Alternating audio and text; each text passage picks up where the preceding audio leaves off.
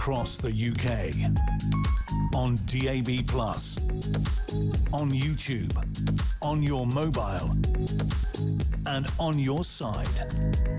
This is Talk.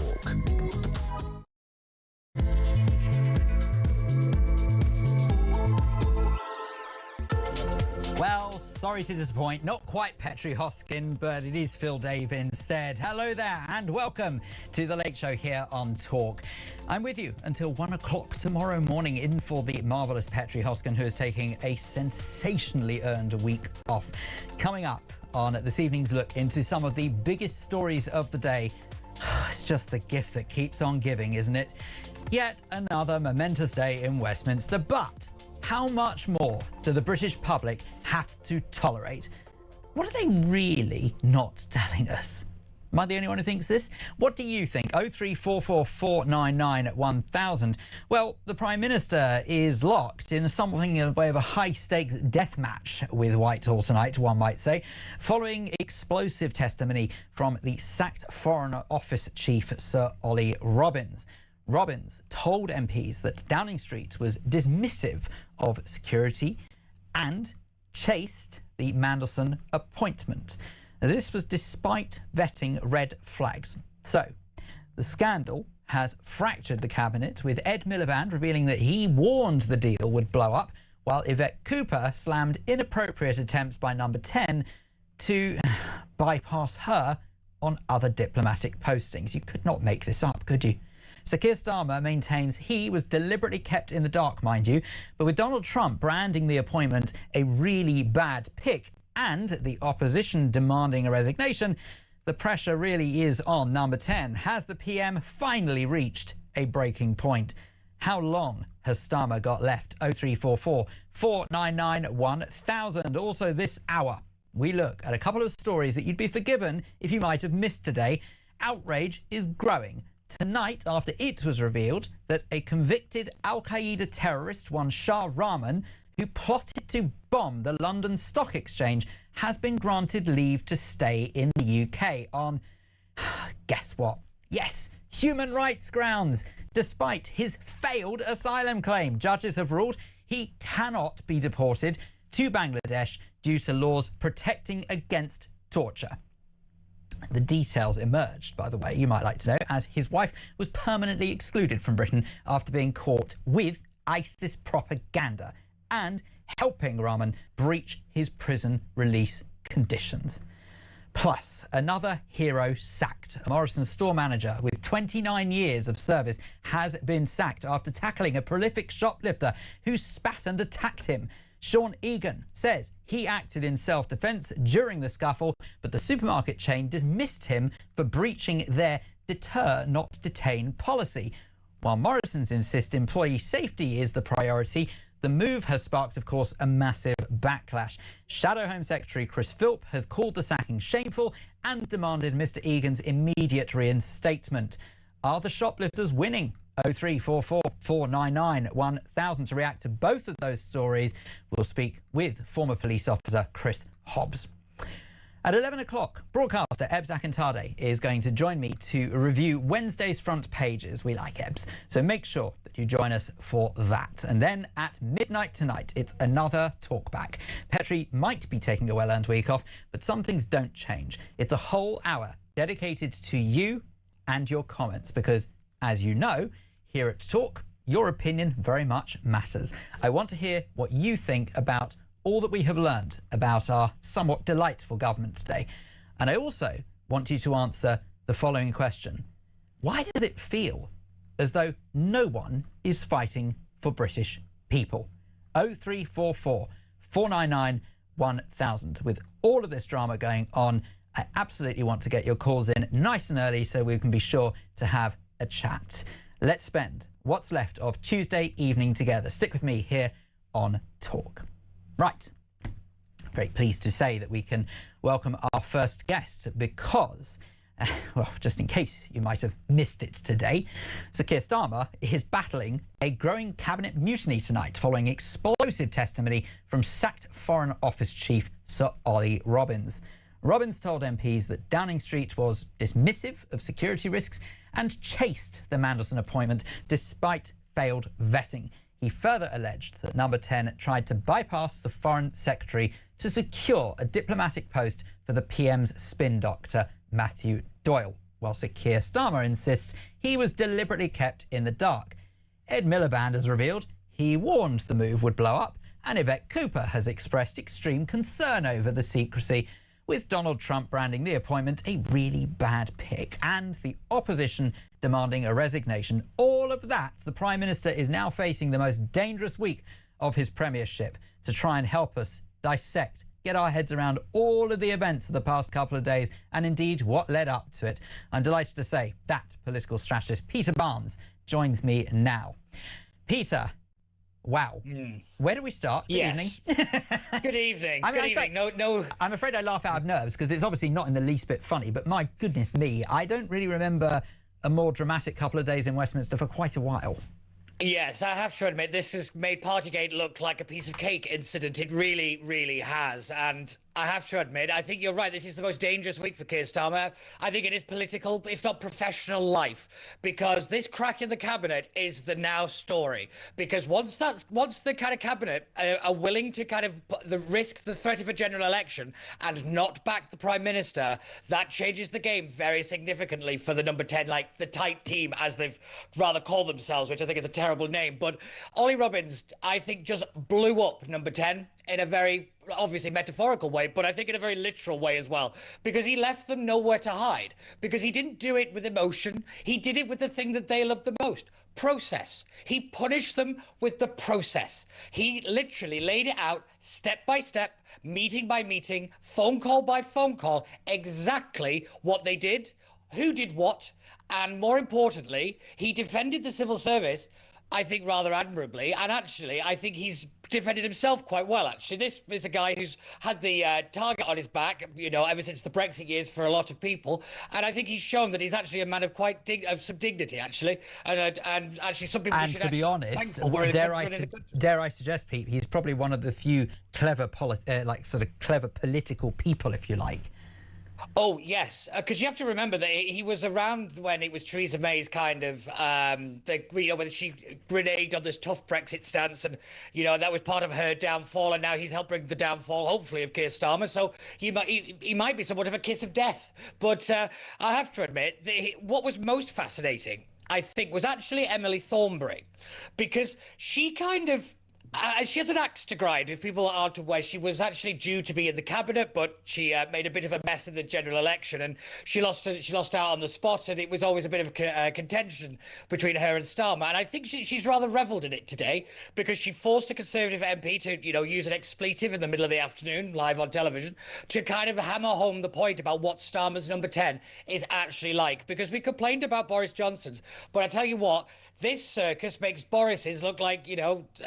military operation. It was absolutely astonishing, some of the things Ollie Robbins was coming out with, because one thing that I also think that's not really been mentioned, and it's only really I came across it myself just about an hour ago, was actually Ollie Robbins saying that they were looking for an excuse not to have the vetting because they thought as a member of the Privy Council, Peter Mandelson wouldn't need it. They knew he would have a problem here.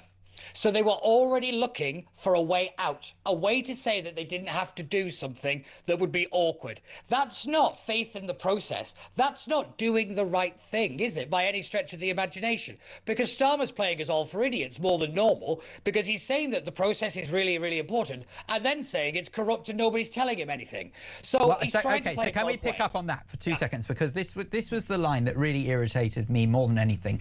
I don't care about the infighting. Politicians fight all the time. They're egomaniacs, the whole blooming lot of them, so I don't care if they fight.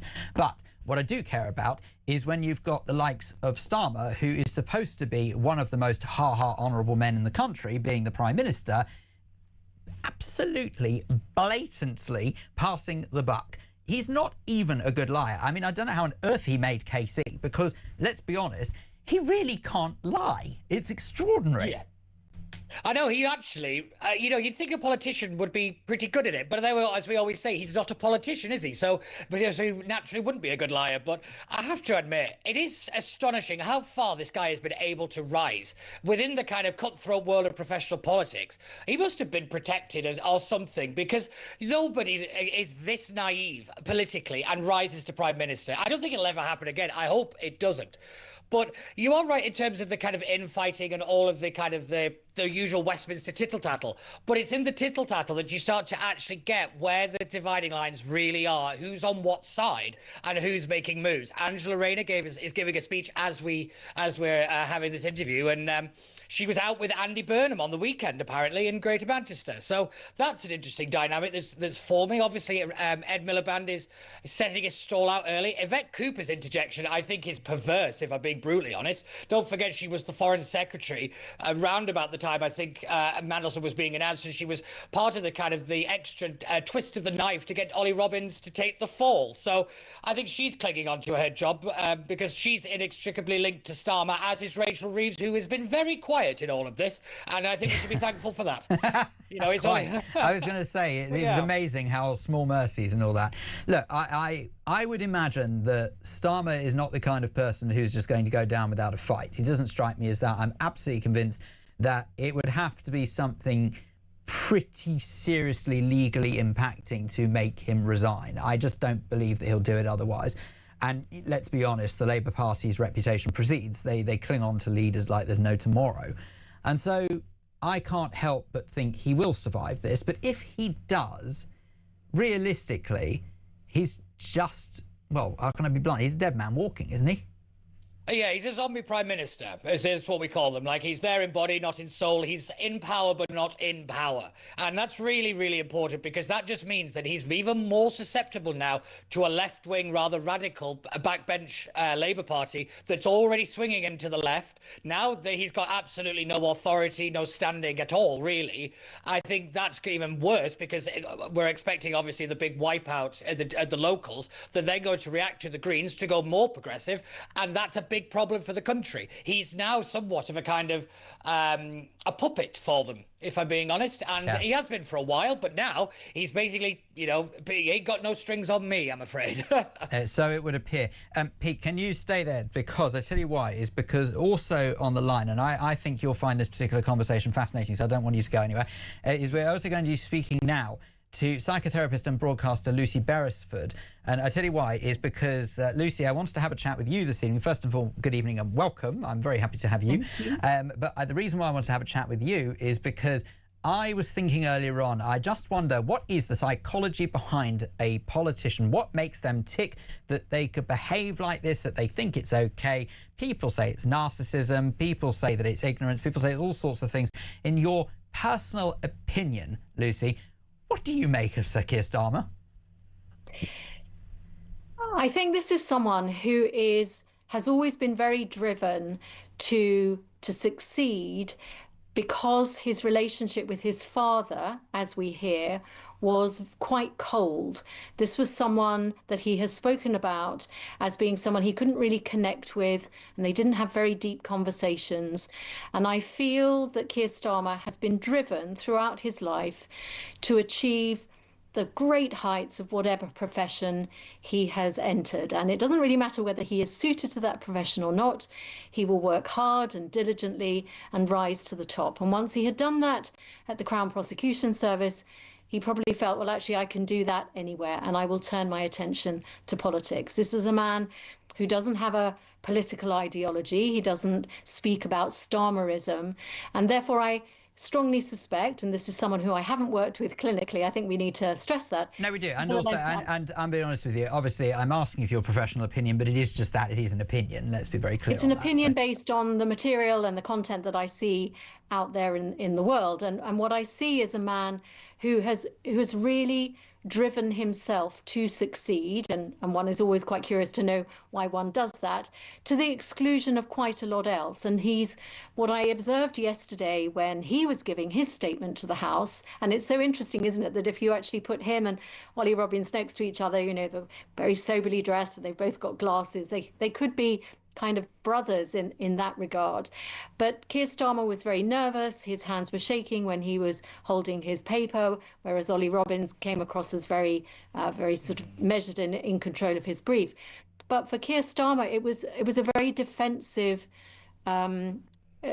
defensive display. And I feel that was because internally what he has said to himself is, I am a success. I am an achiever. I do the right thing. I am a good person. And I suspect that that's because historically he perhaps never received that messaging when he was growing up. And so this is an experience that is very alien to him. And it's why he's not very nimble when it comes to dealing with it. So do you think that, because then the impression I get from what you've just said is it's almost like he's in it for the thrill of the chase, but once he gets to top dog, he doesn't necessarily know what to do with that position. Would that sort of be right? It's a variation on that, yes. The internal motivation for someone succeeding at work is about this way in which it fills the void emotionally that perhaps was left from one's upbringing or one's childhood or one's early formative years. Not just about parents. This isn't about slagging off the parents. This is about saying, how do we get to be the people that we are as adults? And for Keir Starmer, it's very much about, I want to be seen to be a success. That's all that drives him. It's not about ideology. It's not about policy. It's about saying, I have reached the top of the game. And yeah, now I'm here. I'm not quite sure what to do about it or to do with it. It's fascinating. Peter is still on the line as well. Peter Barnes, his political strategist. Let's bring you both into this final part of the discussion. Oh, look at this! If I dare say, I'm a thorn between roses. I tell you. Look, it's very simple. I feel as though that the politicians that we have lumbered ourselves with in recent years, and I'm going to say, forget Labour. I'm going to go back over at least the last, I think, 20 years, if that's not too much of an exaggeration, possibly even longer than that, maybe even after Sir Tony Blair stepped down as Prime Minister and Gordon Brown took over. I just worry that we have a political class who couldn't give a hoot about British interests, and it feels really unnerving. But I don't know whether or not, Peter, am I being dramatic when I say that? To a degree, but I understand why people feel it. But the reason for the kind of standard of politician that we've got is because the scale of the problems that we find ourselves in are so mind expanding and mind kind of exploding that I don't think many people could really grasp the economic situation, the social situation, the state of our military. Everything has collapsed all at once. And I think that has overwhelmed so many people, particularly in the political class, who realistically don't talk about politics because we don't do politics anymore. The age of ideology ended pretty much in 1997. It was a process of what we call embourgeoisie, but everyone became lower middle class. Everybody wanted the same things. It became, how do you deliver it? It became more of a kind of transactional vote. We don't really have voter loyalty anymore.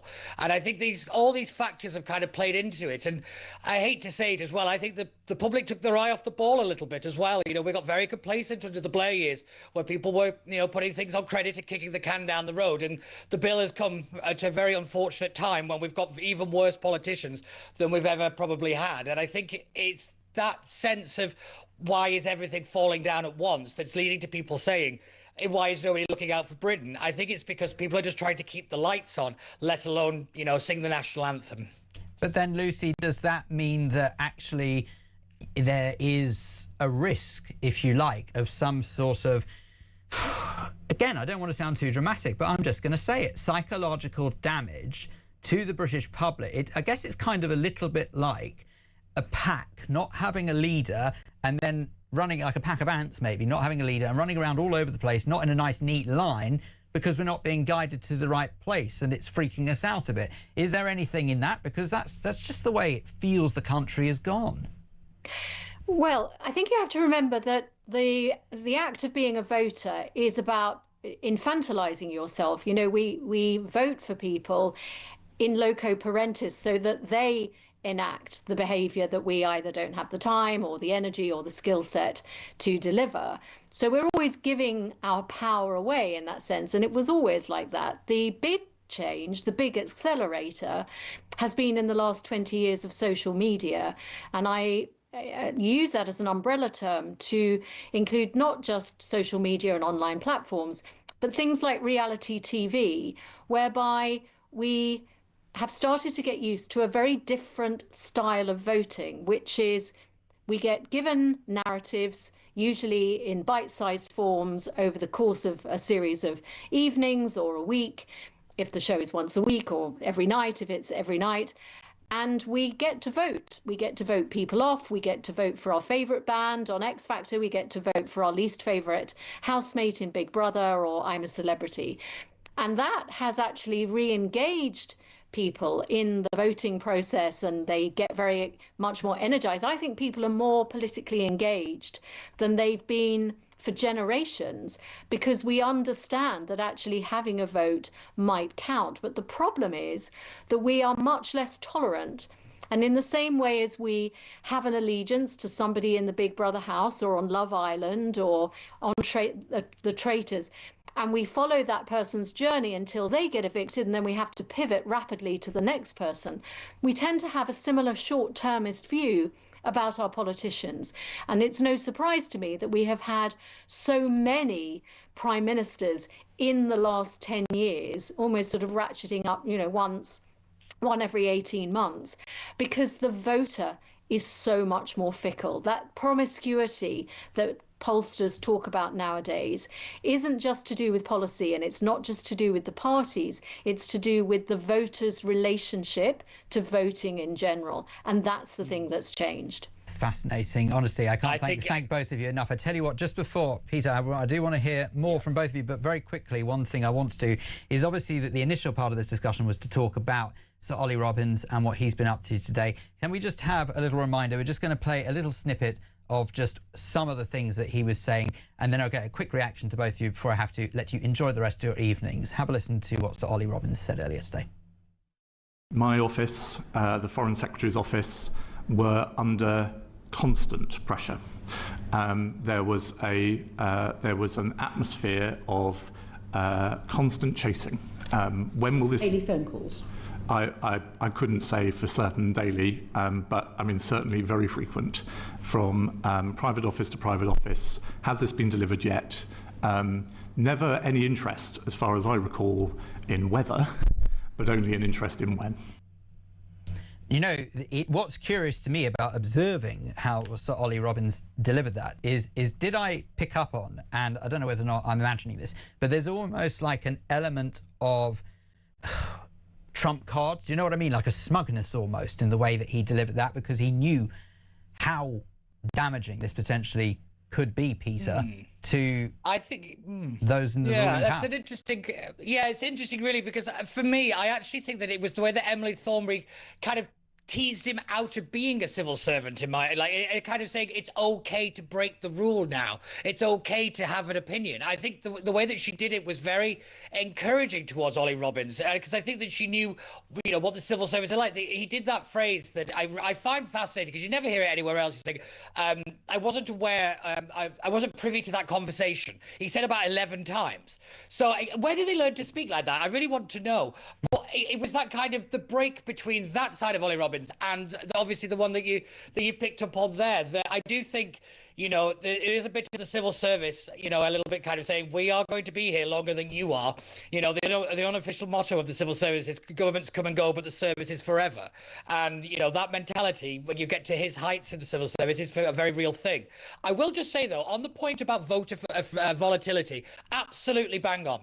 Absolutely bang on. It's one of the big problems we actually have is the voter kind of lack of loyalty to a party now, because it was so stable for so long. This is why everything seems so in flux. It's a really, really important point about why we don't have any kind of talent coming through. It's because the minute that you kind of break away from the kind of the doctrine or the kind of the purist thought, then that's it, you're out, and you're kind of on the scrap heap. It's a big problem that we have to get over. But to bring it back to Ollie Robbins, I do have to admit, today was a very damaging day for the Prime Minister, without a shadow of a doubt, much more than yesterday. And people have to stop calling on Kemi to say resign, by the way, because that's what got him into trouble. The thing that will bring down Keir Starmer is not the lying. It's not the process muddling up. It's the hypocrisy. He stood there in 2022 and berated Boris for doing the exact same thing he's doing now. He's blaming officials. He doesn't know what's going on in his own house, which is to quote Keir Starmer. And I mean, yeah, at some point, that brings you down in Britain, because that's the one thing we actually can all agree on. We don't like hypocrites. Political strategist Peter Barnes, thank you very much indeed. Lucy Beresford, can we just get final line from you? What are your takeaways from today with what we've seen from Sir Ollie Robbins? Well, he carried the air of the disappointed parent. You know, I'm not angry. Yeah. I'm just disappointed. And it was the low-key dimension of it that was so devastating, because what we'd had yesterday were rumours that Keir is going to come to the House and he's going to be furious. We're going to actually see angry Keir. And everyone was meant to quake in their boots as if this was somehow, for the first time, going to be the real Keir Starmer. And we didn't need that. What we got today was someone who was so across his brief and devastating in his forensic attention to detail.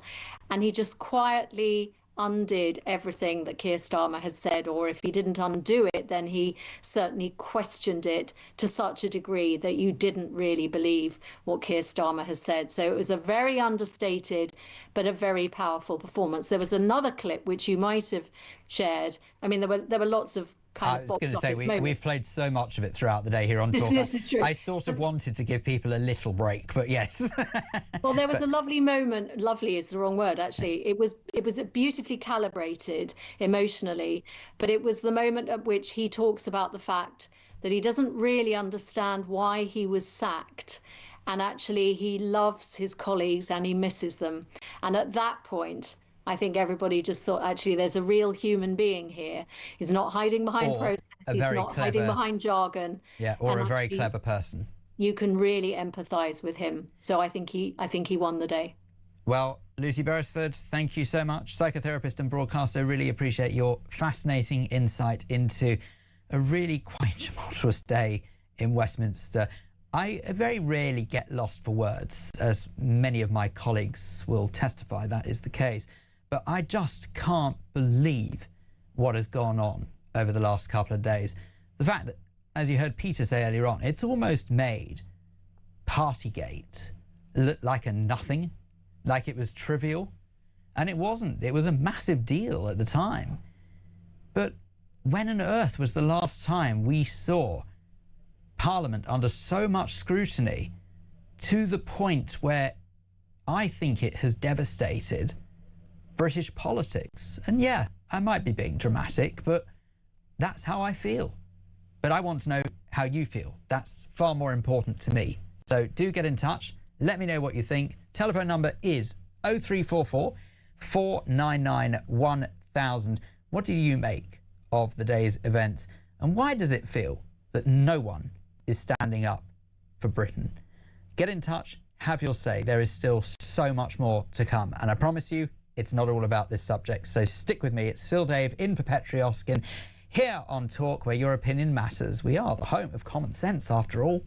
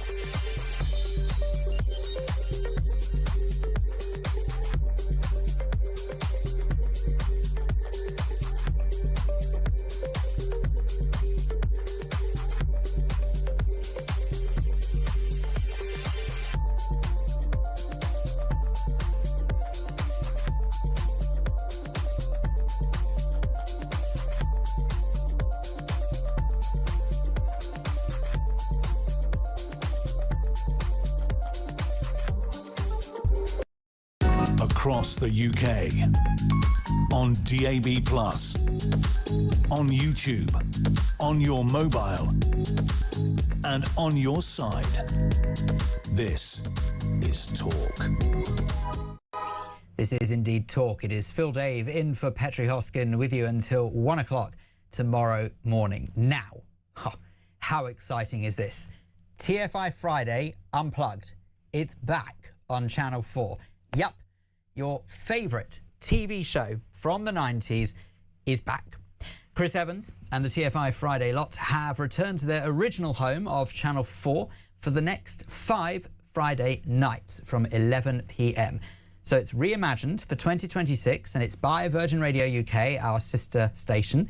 TFI Unplugged features A-list interviews, music and classic bits from the TFI archives. 30 years on. Wow, how to make me feel old. I remember the first incarnation.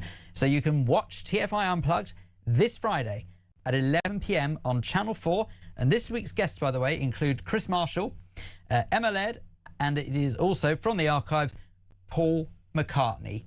Wow, what a lineup. That is something to look forward to. That's 11 o'clock Friday night on Channel 4. Couple of messages, and then very shortly we will speak about a couple of the other stories that we're covering tonight. Nigel says, evening Phil, I don't care where they were born, but the people running this country are truly not British. This is causing everything we hold dear to be destroyed and the complete collapse of society. Worst of all, it's so blatant across the country. And it appears to be the plan. Gracious me. Well, it's spreading like a virus, he says, from our cities to the towns and the country. But who don't seem to care this time? Don't quite know if the last line was right, but anyway, I know exactly what you mean, Nigel, and I thank you for your message. 0344 499 1000 if you do want to get involved in that conversation. Right, coming up in just a moment's time, shocking story for you here. This is about an individual who has been allowed to stay in this country on the grounds of human rights in spite of the fact that he plotted to blow up the London Stock Exchange. Oh, and another hero has been fired by a supermarket. All that and so much more to come right after this.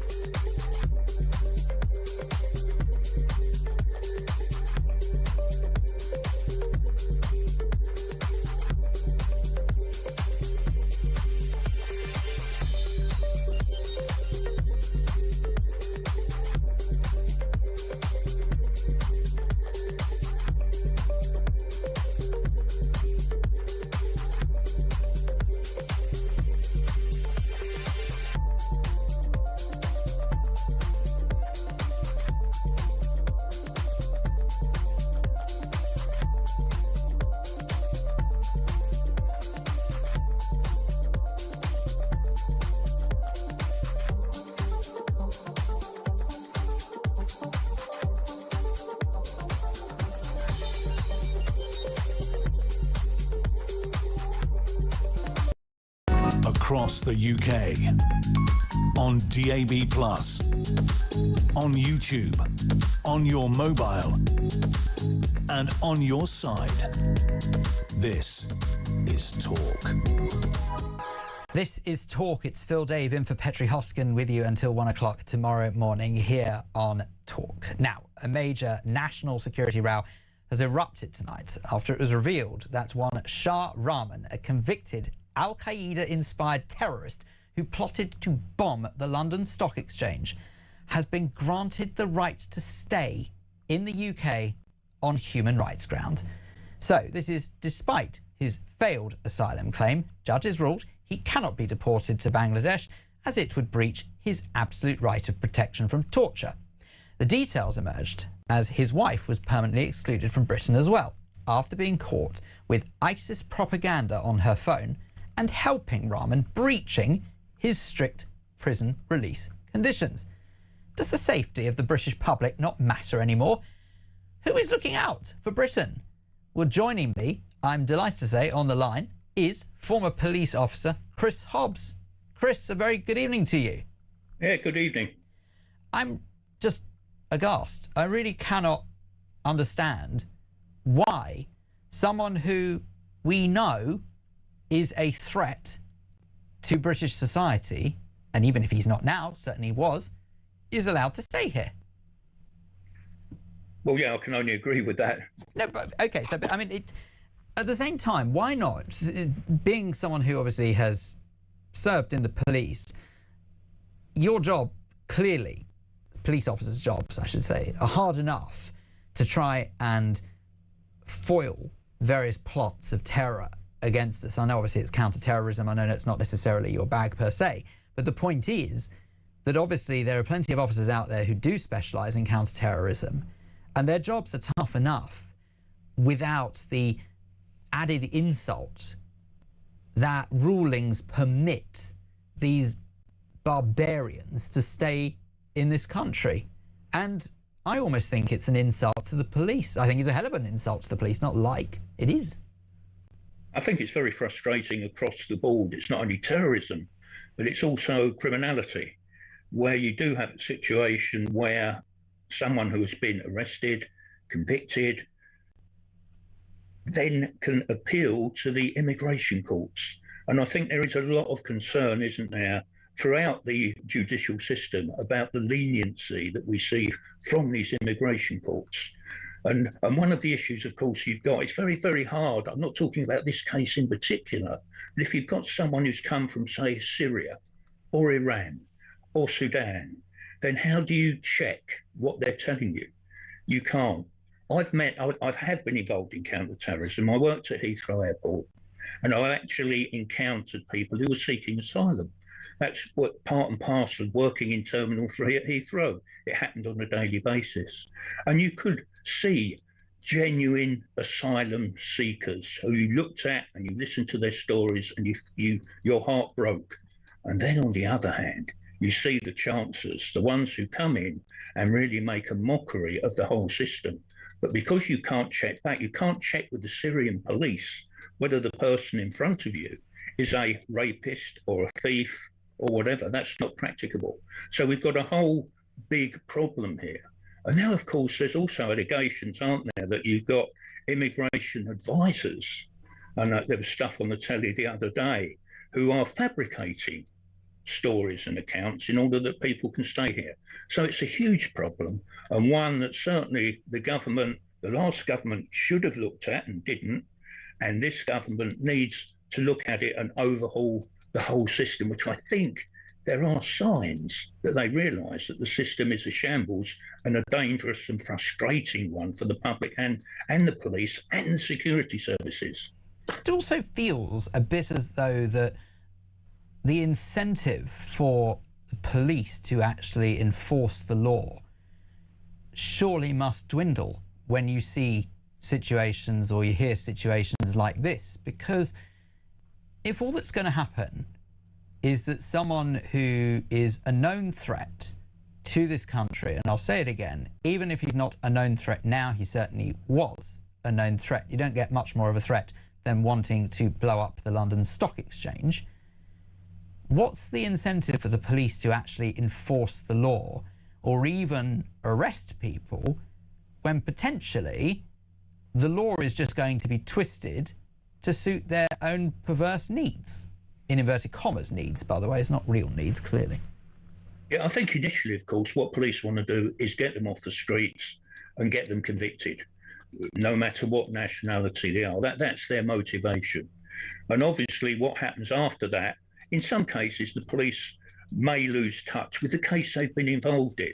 But of course, if that person does stay here, then that person will be on the radar. It will be on she will be on the police's radar. It will be on the radar of the security services. But having said that, there are, at the last count, as it were, somewhere like 3,000 people in the UK are considered to be a very real risk in terms of terrorist acts and terrorist incidents. 3,000. And there's another 20,000 who apparently are on the radar. So I could almost say a few more or less may not make a huge difference, but clearly it does. And this shouldn't be happening, and it needs a big rethink by the government. I tell you why I think it would make a difference is because if there were signs that the authorities were putting their foot down and saying, no, you can't do this, this is not what Britain is about, you're not going to take advantage of our better nature just to suit your own twisted agenda or whatever reason it may be, we're not tolerating this. I think it would make a difference because it would send a very clear message to those who do mean the British public harm that you try it and something bad will happen. At the moment, it feels as though you try it, we'll give you a slap on the wrist, and to heck with the British public safety. That's just how it comes across. I mean, the issue is really not so much with the courts that convict them initially, but we go back, don't we, to the immigration courts. And where they serve their sentence, they are about to be released. They may be held by immigration pending all these hearings. But ultimately, there's a theory, and probably a theory that's very provable, that immigration courts are basically too soft and allow people to stay here who really shouldn't be allowed to stay here. And what we really need is also, when someone is considered, well, we want you out, then you've got to have a system whereby those people can be returned to the country that they don't want to go back to. But the whole, let me tell you one tale, and this will probably, I hope, make you laugh. There was a Jamaican guy who was a serious criminal who was thrown on the Air Jamaica flight to be deported. Jamaicans would accept deportees, no problem. Air Jamaica pilots, even if the person on the plane kicks off, as a lot of them do across the board, tended to take them anyway, no matter how they kicked off. On this occasion, the Jamaican pilot said no. The Jamaican guy was walked back to the immigration control and claimed political asylum. Good the immigration grief. officer dealing with the case said, "Why do you want political asylum?" And he said, "I'm gay." So she looked at his file, which she had with her, looked down and said, "Hold on, it says here you've got 2 different children by 2 separate baby mothers." And he said, "Me bisexual." And she looked at me, we all laughed, I have to say, I confess. She looked at me and said, "He's going nowhere." Well, but it just goes to show that people know how to play the system. But Chris, one thing, I mean, look, that's just, oh God, yet another example of how broken things are. But I want to get your opinion on another story that was in the news today. Again, with all the drama going on in Westminster, I think that most people will be forgiven if they miss this as well. But a Morrison's store manager who's had 29 years of service has been sacked after tackling a prolific, right, the word is prolific, shoplifter who spat and attacked him. Now, this is one Sean Egan. He says that he intervened after the thief became aggressive, but the supermarket chain dismissed him for breaching their deter, not detain policy. And of course, this move has sparked a political backlash, and the Shadow Home Secretary, Chris Philp, has even got involved, branding this firing as shameful and indeed demanding Mr. Egan's immediate reinstatement. But as retail workers' voices are growing sort of frustrating over lack of protection on the front line, I just think, where does this leave us? It's again sending out the most terrible message to shoplifters, say, do you know what? Go for it. Knock yourself out. Take whatever you like. We don't condone that, by the way, just making that clear. Yeah, it is absolutely appalling. And this is the second incident, isn't it? We had Waitrose with Walker Smith, who also got dismissed by Iceland. Yes, Iceland stepped in and gave him a job, so who knows, it may be the same for Mr. Egan. I should obviously point out, I have got a statement here by Morrison's, and obviously in the absence of anyone from Morrison's, it's important that we hear their words, because they've said that we are continuing to take wide-range action to address the threat of shoplifting or violence in our stores. They go on to say that the health and safety of all colleagues and customers is of paramount importance to Morrisons. We have very clear guidance, procedures and controls in place to protect our colleagues and customers from the risk of harm, which must be strictly followed. And these include detailed procedures for handling shoplifting incidents, which are in place to protect both the colleague involved and surrounding colleagues and customers, and which seek to de-escalate and calmly control the situation. We will not ask colleagues to put themselves at risk. As a responsible employer, our focus is entirely on taking the correct action to ensure health and safety is maintained at all times. Now, as much as I understand those words, and it is not our place to start dismissing them or questioning them or anything like that, again, what worries me is that if someone does something born out of either basic instinct or out of loyalty to an employer, it seems a pretty poor way to pay them back by saying, well, this doesn't fall in line with our policy, so off you go. And we've just been discussing how sometimes rules, okay, maybe on a national level rather than a supermarket level, can be bent to suit people's particular needs. I just can't help but think that the criminals are winning. I think that you're right. I mean, they have got a point, up to a point, but a situation like this, to sack the man, you would have thought, at best, words of advice, take him in the manager's office and say, look, there are good reasons for this. We really don't do this again. To sack the man is really, I think, quite outrageous. And of course, UK citizens are legally able to stop a crime. They're permitted to under Section 3 of the Criminal Law Act. UK citizens can even arrest people who've committed an indictable offence. Theft is an indictable offence. So therefore, me and you could arrest ourselves, could arrest a shoplifter. There are, however, some considerations when you do that. One is, first of all, your own safety. Now, if you're in Morrisons and there's a shoplifting and you're a member of the public and you tackle that person and you get badly hurt or you get stabbed, which is always a possibility, then who's going to pay your wages? And if that shoplifter gets injured, then it's the old British system again. The police may well be and probably will be sympathetic. But if that person who's injured complains and a report goes to the Crown Prosecution Service, who knows? Yeah, so Chris, I'm afraid this is what irritates me more than anything, is I think that when someone has been caught in the act, literally with plenty of witnesses around and in a day and age of CCTV everywhere, without any shadow of a doubt, someone has been caught shoplifting. Why the heck should the law protect that individual? And I truly believe that is where we go so wrong, is because the thought, and it's actually the same with disciplining rogue children, is that as soon as a teacher goes within 100 yards, if they so much as brush against them the wrong way, that child has the right to then accuse the teacher of all sorts of terrible things. So it's not really a wonder people don't want to confront. I have to confess that actually on public transport, when I've seen people not paying their fares, and fare dodging is something that I'm very passionate about and I've spoken many times about before, I have actually stopped them on more than one occasion. Probably shouldn't do. Probably would have caused myself a bit of mischief if I'd have gone into more of a brawl. But you know, the people who try and tailgate and follow behind you into the barrier, I think to myself, why should I pay? I'm paying here. Why am I going to pay for this muppet, for want of a better word, to get off scot-free when I have to pay? Not happening. And then my instinct kicks in, if you like, and I turn around and I say, oi, not happening. Back off.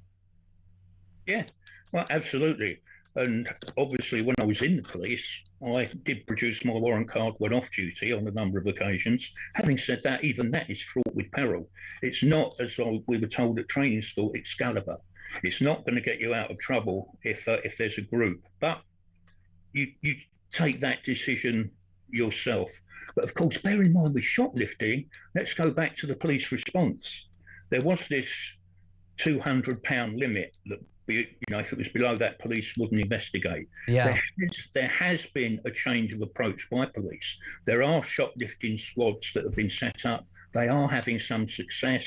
There's a system now whereby CCTV can be instantly communicated to the police.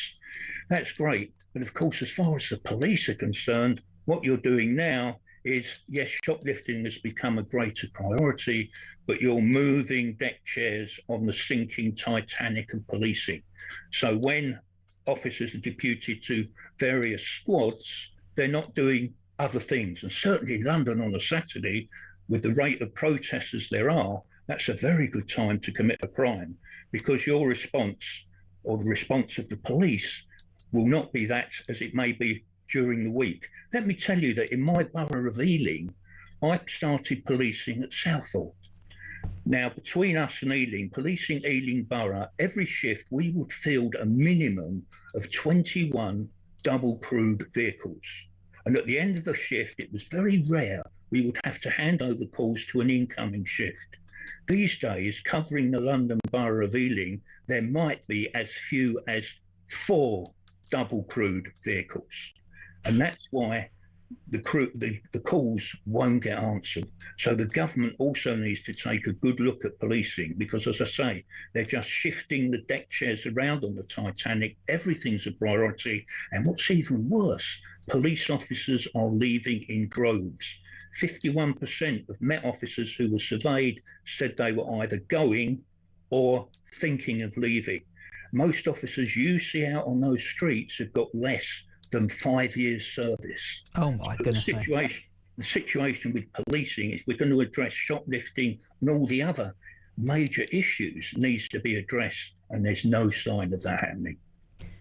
It's a very depressing thought, but I have to say it's important to talk about it, because we've got to highlight the plight of policing in this country. Those are just 2 stories that absolutely illustrate that. Former police officer Chris Hobbs, thank you so much. I know that you are very busy this evening, so terribly grateful for your time. What do you make of these stories? Honestly, it's not just about what we've witnessed in Westminster today. I absolutely want to know as well what you make of the fact that this delightful individual, who is a threat, there's no other word to describe him, he is a threat to the safety and the security of the UK, a failed asylum seeker who planned to bomb the London Stock Exchange, has been granted the right to stay in the UK on human rights grounds. And also, another store manager has been fired for trying to tackle a prolific shoplifter. Where has Britain gone wrong? 0344 499 1000. Do stay with me. Do discuss and have your say. This is Talk.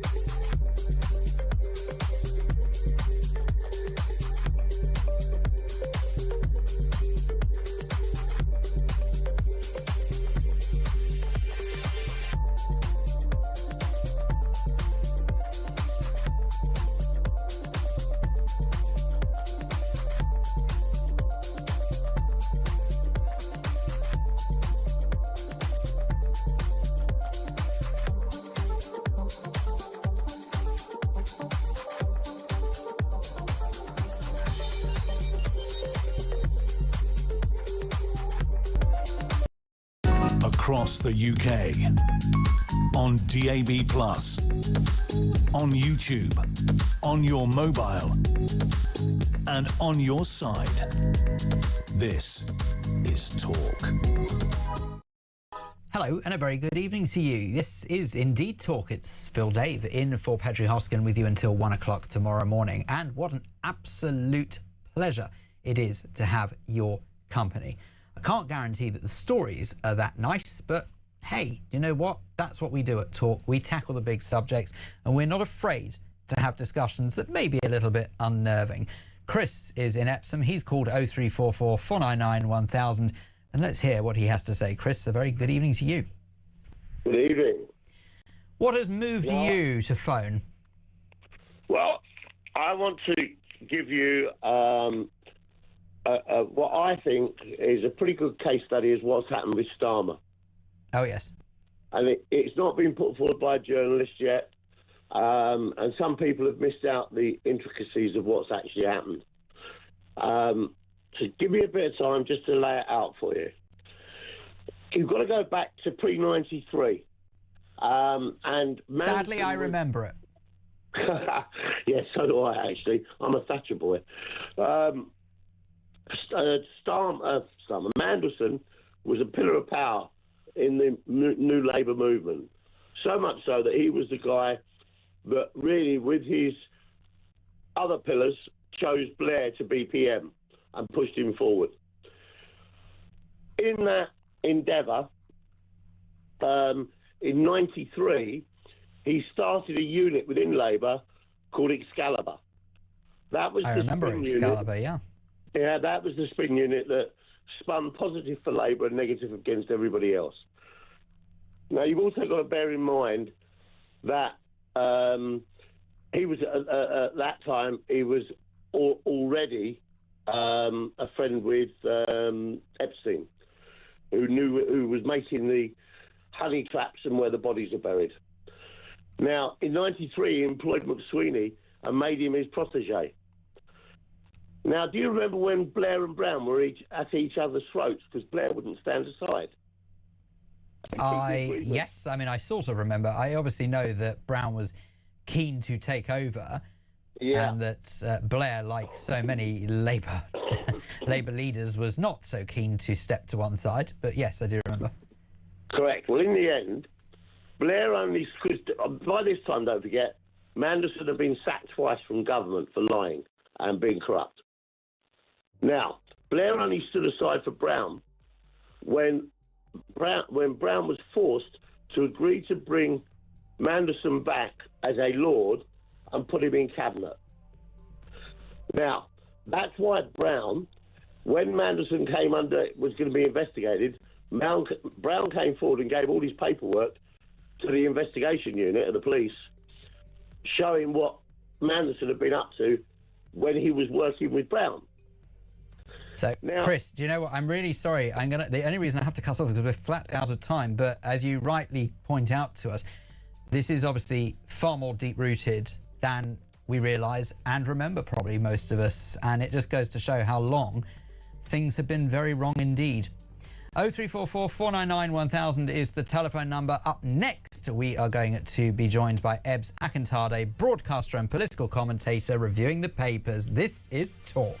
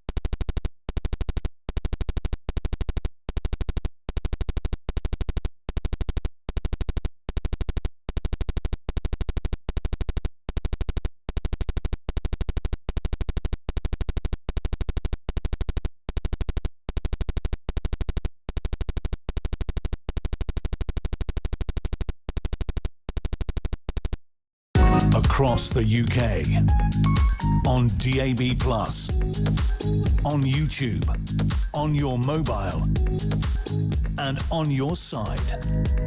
This is Talk.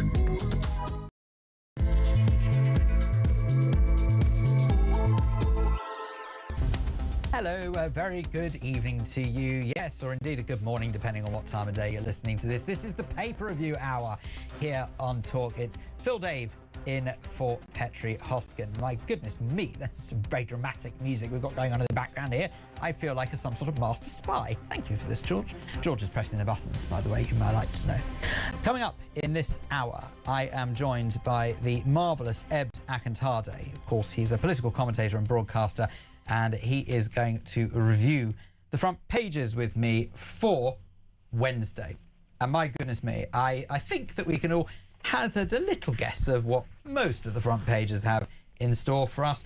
But I tell you what, Ebbs, we're going to start off rather unusually. Yes. With, rather than talking about what is all over the front pages, I want to get your reaction, first of all, to a story that we were just covering in the previous hour. And I say the previous hour, this is if you are listening at late night. I do realise if you're listening at 5 o'clock this morning, then it's not the previous hour, so bear with me. But the story was as follows.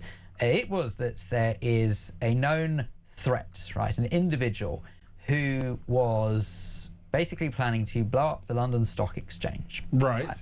And he has been granted the right to remain in the UK on the grounds of human rights. And it got me thinking that, does this just demonstrate again how messed up human rights laws actually are? Yes. Because don't get me wrong, I know Petrie's a great believer, human rights laws are essential and we would be very, very lost as a society without them. However, I really struggle with the idea that someone who blatantly poses a threat to society, why should their human rights come above, or seem to come above, the human rights of everyone else to live in peace and harmony and not live in the presence of a threat? He should actually absolutely be shipped out. He's posed a threat to this country. He is an immigrant who's come to this country. The stock exchange he was planning on blowing up. I don't understand where this line between his human rights and, again, the human rights of, the general British public. We have enough threats under our belt to worry about, let alone somebody who's been granted asylum to come here, and then his way of basically thanking the country for having him there is by having this perverse way of thinking that he wants to blow up the stock exchange. As a punishment, forget human rights, as a punishment, he should just be shipped back off to where he came from. So and that is where we have to be quite hardline. We have to, because this chap, one Shah Rahman, is described as a convicted Al-Qaeda inspired, right? Al-Qaeda inspired terrorist. That's how they describe his conviction, who plotted to bomb the London Stock Exchange, and he's been allowed to stay in the UK. By the way, this is despite a failed asylum claim. So it's not even as though that you could argue that he's been granted asylum in the first place. Yep. But judges ruled he couldn't be deported back to Bangladesh, as it would breach his absolute right of protection from torture. Well, what's protecting us from torture if a convicted criminal, a convicted terrorist, plans to blow up the stock exchange? It's exactly the same. It was like with Shamima Begum. My feelings on her have not changed at all. She went, obviously she was a threat and taking her ideologies to another country and then thinking that she can come back to this country. Absolutely not.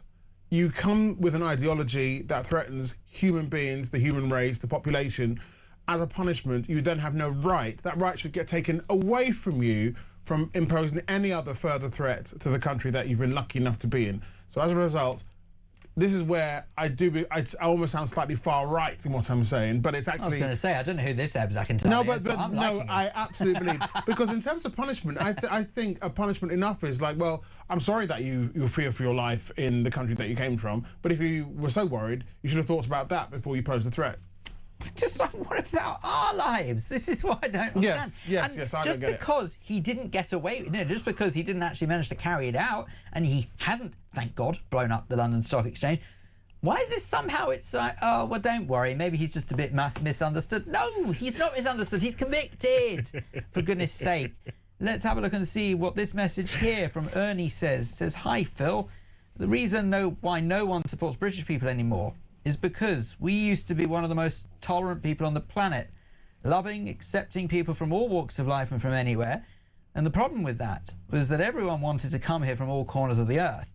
We've become the dream of blue mink, the complete melting pot, but the downside of that was that we also inherited people with different cultures. And now our friends and associates have different values to us. And being so tolerant and loving, a lot of probably the nicest people, or the nicest of the people out there, have been taken in by those who carry hate in their hearts of different ethnic and marginal groups, and now don't want to hurt their feelings, so go along with them, thinking that they will make them feel good. But it has massive consequences attached to that, and the really nice people can't see it."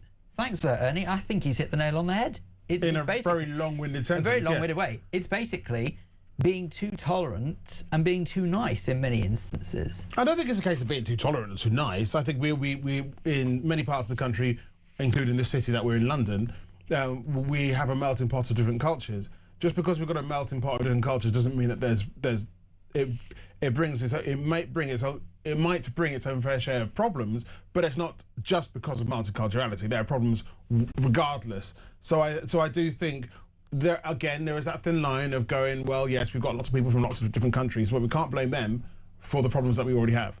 Some of the problems, but not all of the problems. I just think it boils down to that there are so many different factors, and as soon as one person even mentions some of those factors, it's like, well, no, that's not necessary, because no one can agree on what it is. What we actually all need to do is look and say, well, actually, the truth is that there are many different things at play here. So multiculturalism, to some degree, plays a part in it, because there are some cultures that believe, for example, in the marrying of, say, underage girls. Now, clearly we don't believe in that in this country. So that is instantly a clash of culture. Yeah. That's a big problem. Yes. And there are some cultures who believe that women are second-class citizens. That's a massive culture clash as well. Women are most certainly not second-class citizens, at least not in this country, thank goodness. And as far as I'm concerned, anyone who does think like that, you're abhorrent. So you've got those instances straight away, but then we've got other factors at play, which is such as discipline, for example. I always bang on about I cannot understand how little discipline there seems to be, or how discipline has changed, let me say. Oh yeah, from over when we were years. kids. So, to for now, example, yes. I dare say, maybe when you might have annoyed Mother Akintade, who knows, you might have got, say, a clip round the ear or something like that. You're still here. You're quite well turned out for it. I don't think there's any problem as a result of that. I certainly remember getting told off and punished to the nines if I did something to annoy my parents. I'm still here. I'm still all right. In fact, on the contrary, all it's helped me do is to realise the difference between right and wrong. So that's another factor. Then we've got all of these daft laws in place that seem to be protecting the criminals and not necessarily the people who are true victims. All of these things come together, and it's like the planets are in perfect alignment for an absolute disaster. Yes. I thought you were going to swear and go an absolute storm.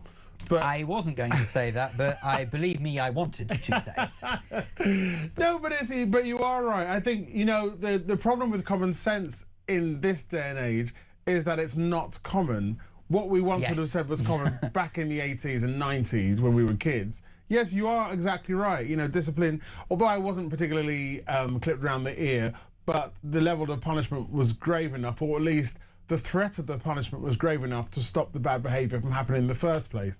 And I think somewhere that's been lost.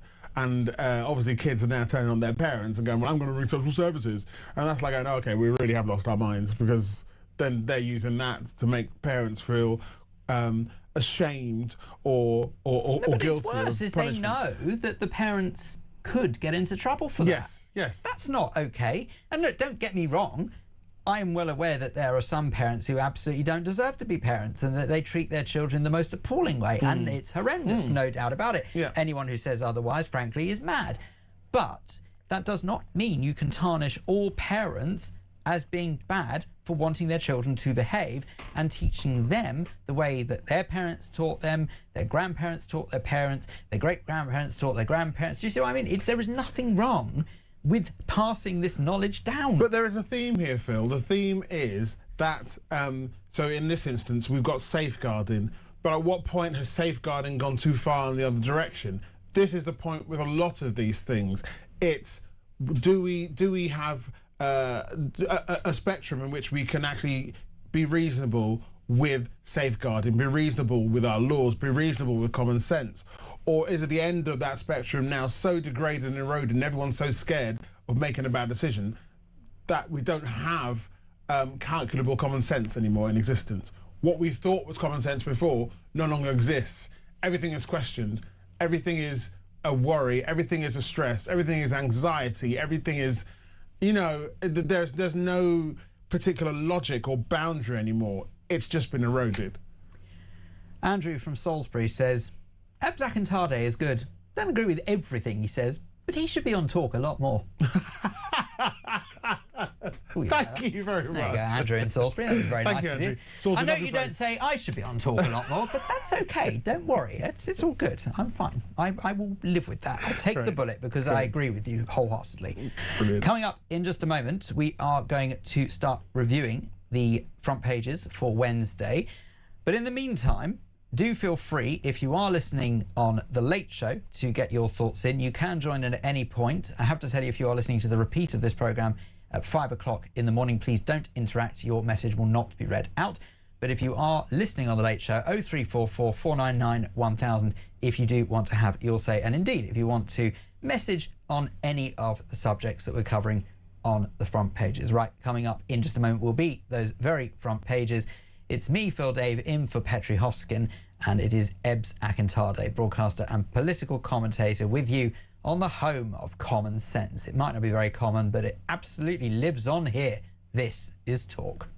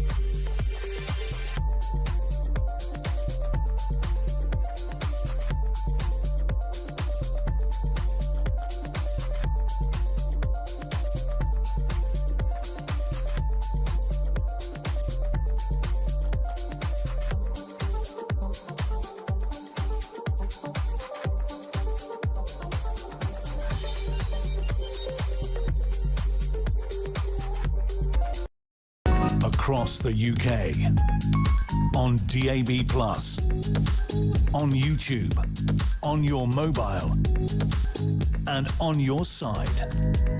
This is Talk. This is the pay-per-view hour here on Talk. It's Phil Dave in for Petrie Hosken, and in the rather splendid company of broadcaster and political commentator Ebs Akintade. Ebs, shall we start off with the front page of The Sun for Wednesday? And their headline reads, Number 10 orders on Mandy. It goes on to say, just say yes, Prime Minister. And expletive approve him demand is the sub-headline, along with fired Ollie tells of pressure. So Keir Starmer was plunged deeper into crisis yesterday after an ex-Mandarin told of constant pressure from Number 10 to approve Peter Mandelson's security vetting. So in brutal evidence to MPs, so Ollie Robbins, who the PM sacked from the Foreign Office, said Downing Street took a dismissive approach, quote unquote, to the vital checks. It was also claimed number 10 officials told to just blank approve Mandelson's appointment as US ambassador. If this is indeed true, and of course, at the moment we're obviously hearing everything coming out, it doesn't necessarily mean that it's been proven one way or another. This is just one account. I genuinely don't see how the Prime Minister, or indeed anyone in his government's positions, is any longer palatable, or indeed, in the least bit, what's the word I'm looking for? Feasible, if you like. You know what I mean? It's ridiculous. It is ridiculous. And what is it about Peter Mandelson? What is it that... Does he know all the bodies are buried or something? Because I've always wondered how he's managed to keep coming back. I don't think he will ever be able to come back from this. But with all the things that have happened over the last... Dare I say, one hopes not. 20 or 30 years, and this has been his final sacking from the party, and he just keeps on basically effing up. And for some reason... It's one way of putting it, I suppose. Yes, but for some reason... the fact that it's now being revealed that someone said just get on with it. Get him to. We deleted an expletive there, by the way. I won't leave it to sort of say out loud what it was, but I'm sure your imagination will serve you perfectly well. Yeah. So why are they so desperate? Is he so important? Was he so important to the party that they needed to give him this this huge role? Where he has proved time and time again that he's not fit in office. So he seems to cut corners. Exactly. That in itself is, I think, the most interesting bit to come out of all of this. Because why? The question must be why. Why was it so important for them to approve? Let's be honest, anyone could have been ambassador to the US.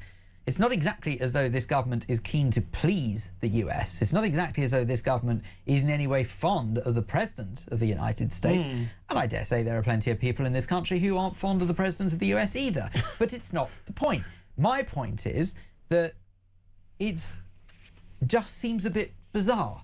It seems really off. It's the only way I can describe it. But all it does is underline how, in that party and in politics in general, they will grease the wheels and help the people that they want to help to get them the jobs that they want within government. That's just how they operate. We know this. They feather their own nests. And this Peter Mandelson case is an example of how somebody who's proven to be, I can't believe I'm quoting Donald Trump, but a bad pick is what Donald Trump's called Peter Mandelson. And it's just... That's going in Ebbs's show reel, that he just quoted I just quoted President Donald Trump. No, never forget that. Oh, right? I shouldn't have said it's that. Turning far right, I'm telling you. It's out there. But no, it's just a really sad case of somebody just being allowed to basically ride roughshod with his own particular importance, and people behind Peter Mandelson, who just wanted to get him the job regardless. But it shows a flagrant disregard for looking at let's look at his CV, and let's look at what he's done in the past. Oh, so he was in this ministerial post. What happened there then? He got sacked. And then he got brought back. Oh, okay, fine. Any alleged payouts or anything like that? Nothing to see here. Look, but this is what really frustrates me more than anything is forget Mandelson for a second. I mean, obviously he's intrinsic to this whole flipping conversation, but at the same time, why are we so at ease with how much damage this could have done to the UK and relations with other countries, especially America? And let's be honest, people might not like the President of the United States. Yes. I personally happen to know people who do like him, so I'm going to be very balanced there and say, personally, I have more Republican tendencies than I do Democratic tendencies, and therefore I would rather a Republican president was in place. However, I would say, what damage has been done? We need America on our side. This country has already established, if heaven forfend, that we were to go to war at any time soon, we would not be able to defend ourselves. So we need America and NATO allies to help us. Yeah, for better or for worse. Anyway, let's have a look at some of the other front pages, and we go on to the front page of The Guardian, proving that the news changes so quickly in this day and age because one of the headlines there is already technically out of date, and this is race to get US and Iran in new ceasefire talks. Well, this obviously was printed before Trump announced that he is going to extend the ceasefire in Iran. Now, I would suggest that there are many questions around that, and to my mind, I recognise that both sides of the fence here when it comes to the situation in the Middle East, but one thing I'd like to think that we can all agree on is that a regime who openly declares that they hate Western civilization probably shouldn't have access to nuclear weapons. That's what I think we can all agree on. Well, yes, I don't think that's even up for debate. Yeah, of course.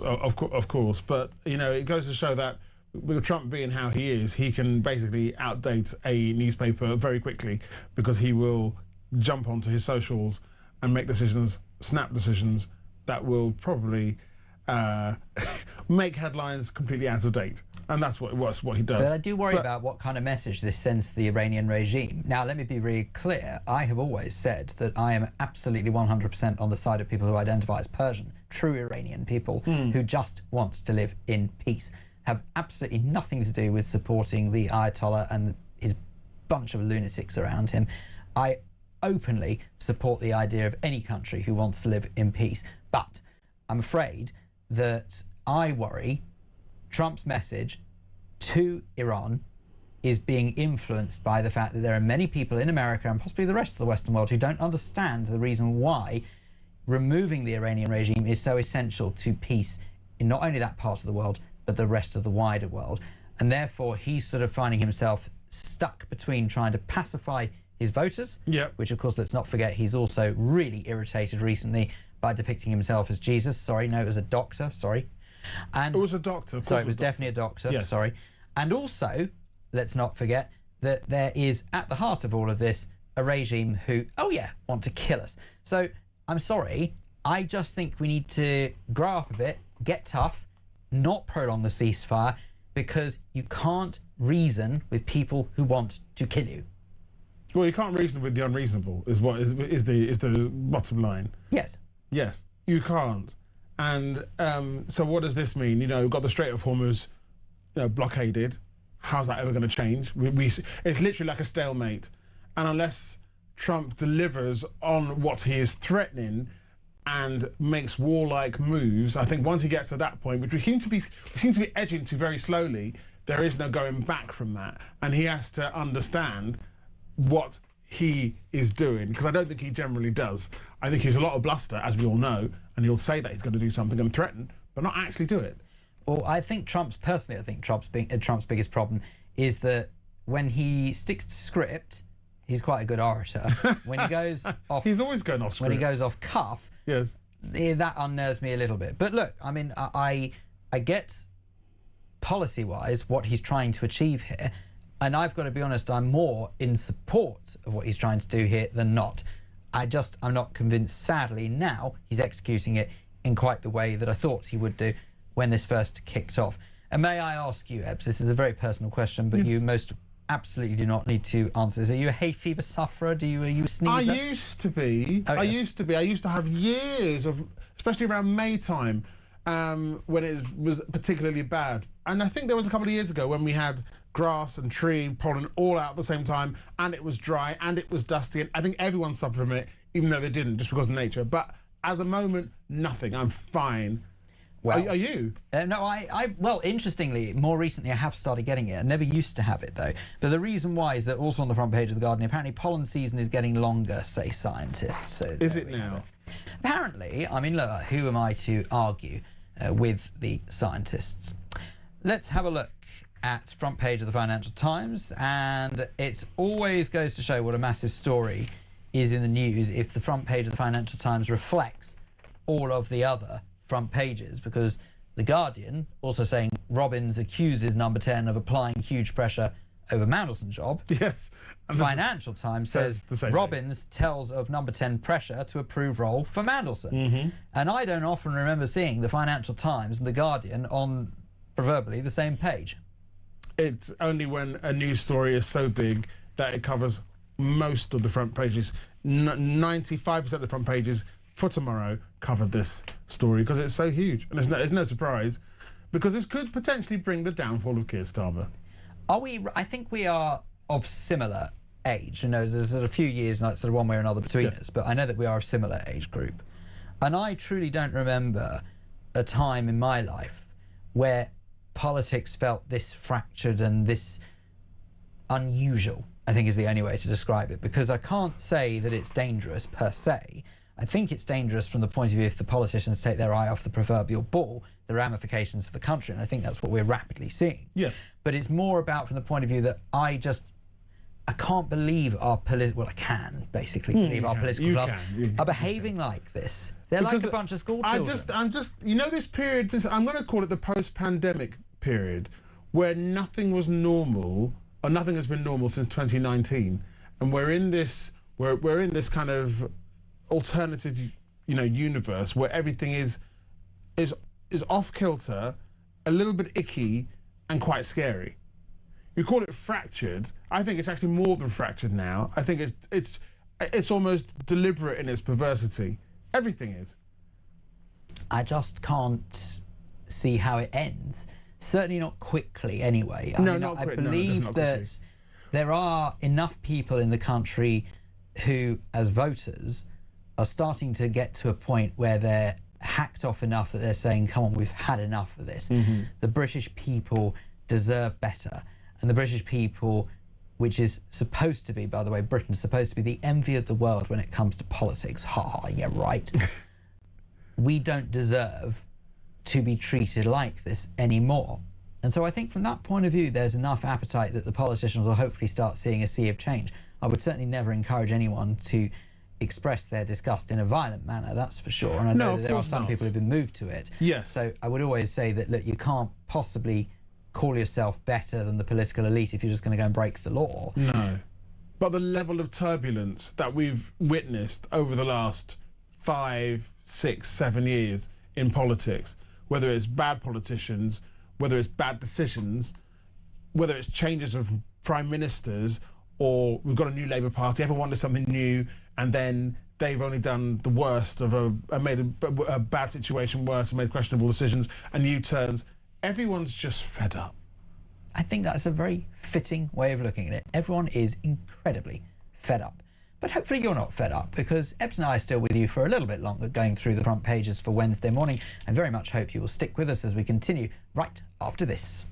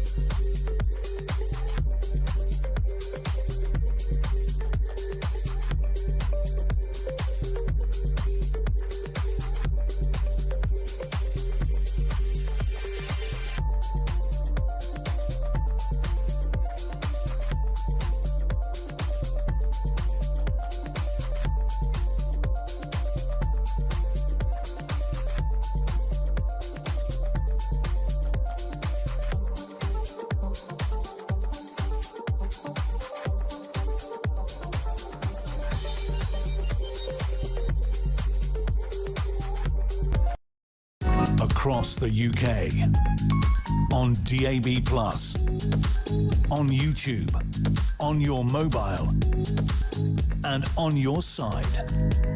This is Talk. Oh.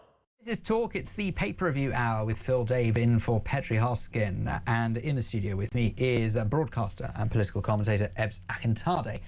Ebbs, we got up to the front page of the Eye for Wednesday, so let's have a look at this.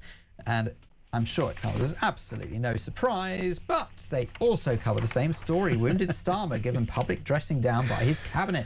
Sacked Foreign Office chief gets his revenge, and I think revenge is the word of the day here, by the way, during interrogation by MPs. Number 10 puts department under constant pressure, quote unquote, to approve security vetting of Peter Mandelson as Washington ambassador despite the risks. This is from Sir Ollie Robbins telling Parliament in a repost to the PM. And you know what? I'm trying to think of where Starmer goes from here, because I don't think he's the type who's going to fall on his sword. Don't believe for a second he's going to do the honourable thing. I believe he's much more likely, and this is possibly what we're already seeing with Ed Miliband and Yvette Cooper chiming in on this. I think the cracks are starting to show, and I believe he's more the kind of individual who would say, well, if you're not going to have me leading you, I'm going to call a general election. Yes. I keep saying this, and people think I'm going mad. Like, so we're going to have the elections in May in a couple of weeks, and then later on in the year, if the wheels come off and this just go desperately badly and MPs and Keir's own MPs turn against him, then I think we're going to be in a situation where his position will become untenable, and then we go through another tumultuous time, which again, as I just said, we're all so fed up of there not being any kind of security and stability in politics. We just want them to do their jobs and get on with it. What we don't need is any more elections or any more turbulence, but that's where we're headed. It's quite clear that Keir is losing the strength of his party. He's losing the controls. And so I think there is a strong possibility that if we carry on like this, you know, reading that Angela Rayner had warned the Prime Minister against the appointment of him, David Miliband, Ed Miliband, David Lammy feared it would blow up. You know, it's not like, so they'll all start speaking up going, what, I told you so. I told you Peter Mandelson was a bad hire. I'm just going to say it as how I see it. If Lammy warns you that there's a problem, then you know what? You might want to listen. I'm just saying. And it says, the I also said, you might have already said this, so forgive me if I'm repeating, but the cabinet ministers are quietly distancing themselves from the PM.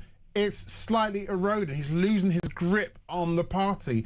They're going to have a vote of no confidence in him, and that's only going to end up in disaster. So the fact is, this Peter Mandelson story is not going to go away. It's been, for the last, I don't know, couple of months, it's been such a huge story. And it's just going to absolutely debase and lose him the respect of his party. It's, yeah, just unbelievable. Think that we have to give the winning headline to the Metro for Wednesday as they go with Piers pressure. Number 10 wanted ambassador role for another Lord, sacked over links to a sex offender. That's front page of the Metro for Wednesday. Great. Daily Telegraph, the top of the banner, who's bad? This flat Jacko biopic hits wrong note. Oh dear.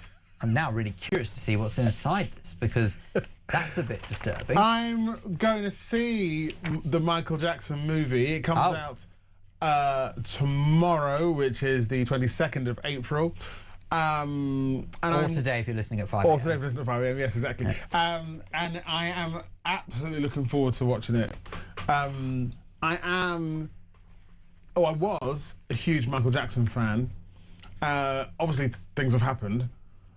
Understatement of the year. But I'm interested to see how this is portrayed. And the reviews are very mixed from what I've read so far. So I'm looking forward to judging it for myself. I was going to say, you reserve your right to judge for yourself. Yes, I do. But I'm so looking forward to it. Let's have a look at what else makes the front page of the Daily Telegraph for Wednesday. Labour MPs vent fury at toxic number 10 cabinet backlash as civil servant claims he was forced to approve Mandelson's US role. Also on the front page of the Daily Telegraph, because thankfully they very rarely stick to one story. So let's change direction. As we say on this headline, EU crackdown stops pets going on holiday. Okay, let me read the story before we react to that. But Go on. British holidaymakers will face additional red tape when taking pets abroad after the EU cracks down on it. The Department for Environment, Food and Rural Affairs has warned pet owners that unless they live in Europe on a full-time basis, they can no longer use pet passports obtained from vets on the continent. Now, I've never taken my pet on holiday, so this is going to sound very selfish. It's very much a case of I'm all right, Jack. I don't really get See the taking need pets on holiday. Stay pets on holiday. Because I don't think they care. No. As in, like, No, I as in, don't like, ever remember my cat turning to me and going, and I need some suggesting, sunshine. when are you going to let me lie on a sun lounger by the pool for a bit and give me a bit of a margarita or something? No, He's never asked for that. I do tend to agree. The only way you can maybe justify this is if you've got nowhere to... If your dog has got nowhere to go, if you can't leave him with your parents or friends or whatever else, and you kind of go, well, I'm not going to leave him in a kennel, that's too expensive. So they're coming with me. I want the dog to enjoy this with me. So in that case, that's fine. But it does also say, since Brexit, Britain has not been part of the pet passport scheme. But many second homeowners and frequent travellers to Europe used a loophole that allowed them to obtain the documents from overseas vets. So they've obviously found this loophole and gone, we're going to close it. Oh well, if what can I say? Old Bruno out there wants to go on holiday, better make the most of it while he can. Also, front page of the Daily Telegraph for Wednesday, council will use AI CCTV to spy on public. A Labour council is to deploy artificial intelligence assisted CCTV cameras, that's easy for me to say, to spot suspicious behaviour on its streets. This is on Hammersmith and Fulham in London, and it is to upgrade 500 cameras with AI that is capable of alerting operators to aggressive behaviours. Now, you know what, to be fair, I think actually this is not a completely terrible thing if they recognise that there is some sort of unpleasant antisocial behaviour going down. Is there really anything wrong with it? After all, isn't CCTV supposed to be there to protect the public? Yes, it is, but as it goes on to say, which made me chuckle because I can see all kinds of problems from this, there are concerns that AI could mistake hugs and high fives for aggressive behaviour and wrongly pick out shoppers holding clothes up as potential thieves. When I suppose if you're seeing your distant aunt and you don't want to cuddle, there's an excuse there. There may be something in that. Socially distanced. I was going to say, I'm really sorry, it's not my fault, Aunt, but I'm afraid the CCTV says otherwise. So, yes. Well, look, I mean, as we all know, I think that there are successive governments who would absolutely love us to keep our distance from one another and just, well, basically live life like hermits. So this might be one step towards it. Who are we going to incorporate AI into everything? Really? Everything?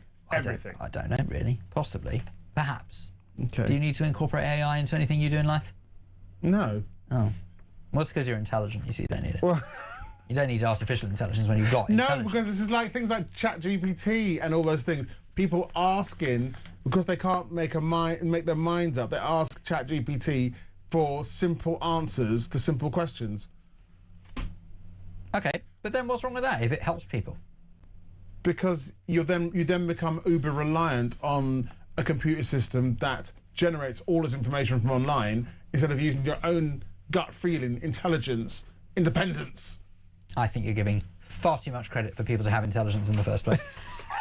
However, we have got a few more front pages to go through, plus we're going to have a look at some of the stories that you might have missed from today, because let's be honest, there are quite a few that could have slipped through the net, given, oh yeah, there's only one story in town. All of that and so much more with me, Phil Dave, in for Petrie Hosken, and Eb Zakantade, who joins me in the studio to go through Wednesday's front pages. This is Talk.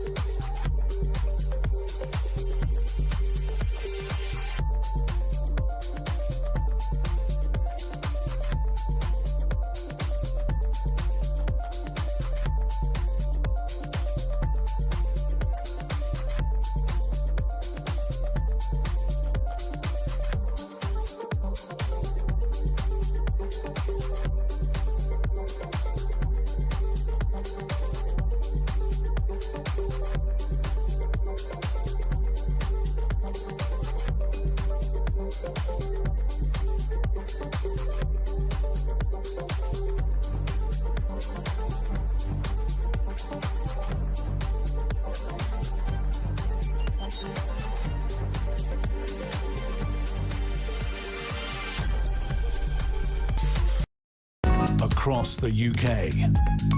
On DAB+, on YouTube, on your mobile, and on your side. This is Talk. This is Talk. It's the pay-per-view hour here on Talk with Phil Dave, in for Petrie Hosken, and joining me in the studio is Ebbs Akintade, who of course is a broadcaster and political commentator. We've got up to the point where we have to look at what's on Wednesday's edition of The Times. Trump extends ceasefire with Iran after collapse of peace talks. We chatted about that a little earlier. Yep. We've also chatted about, on all of the front pages, Starmer on the ropes over Mandelson vetting fiasco. Do enjoy the use of the word fiasco, that's always good. Cabinet allies turn on Prime Minister after new allegations that he bullied officials. And here on the front page of The Times, the Princess of Wales greets one Tony Gledhill, who's 88, at a palace reception to mark Elizabeth II's centenary. Now, has to be said, as producer John pointed out before the show started, technically speaking, it can't be her centenary because sadly she's no longer with us. But of course it does mark 100 years since she was born. Yep. Also on the front page, could it be a bit of good news? BMA agreed pay deal 2 days before strike. The leader of the British Medical Association shook hands on a pay deal with Wes Streeting 2 days before announcing a 6-day doctor strike. This is one Dr. Jack Fletcher, who leads the Union Committee of Junior Doctors, had agreed to a multi-year pay offer aimed at ending years of strike action. According to those present at the negotiations, well, do you know what? I suppose this is good news in one sense, but then I also have to say I'm also a great believer that the NHS needs reform, not more money thrown at it. And so I worry that if this is just another pay deal, is there anything going to stop the same thing from happening in a couple of years' time? I know no one can tell the future. No one can see the future. But with everything going on in the world at the moment, we've got to be lucky enough to be here in a couple of years' time. That's not depressing. It's true. God. It's still a case of, are we just sort of putting a sticking plaster over it? Yes, we are, and I think a lot of these negotiations are a sticking plaster for there and then. You know, wow, strike a deal, but in a couple of more years they're going to go, actually, we need more money, and that is how the NHS is currently, or members of the NHS are demanding, whether rightly or wrongly. So this will fix a problem now, but it will come along again later. It's just how it happens, and it's a bit of a shame, but. People have their demands, they work hard, they're going, if we don't get this money, we'll go somewhere else, and we need our junior doctors as much as we need everyone else in the NHS. Absolutely. I know there is no denying that. I think everyone can agree that doctors and nurses do the most, on the whole, amazing and important job. Now, this doesn't mean to say that there aren't some bad apples amongst, because there are bad apples everywhere you go. I dare say there are bad apples in all walks of life. And doctors, we should remember, and nurses, are only human. So they're allowed to be bad apples, funnily enough. There's no reason why they shouldn't be. They're only allowed to humans' emotions that we've got. But at the same time, there's just something very, very unpalatable. And it is very easy for me to say this because I'm not a medic. I'm sure this comes as a huge relief to the masses. But there's just something unpalatable about putting money over patients' well-being. And I know that they would deny this strenuously. They say they're not doing that. It's actually for the well-being of their members. Yeah. But we can't ignore the fact that there will inevitably be patients who do suffer as a result of strike action.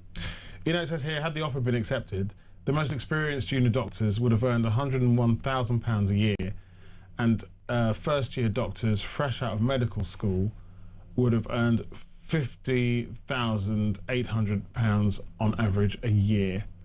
That's a pretty decent salary.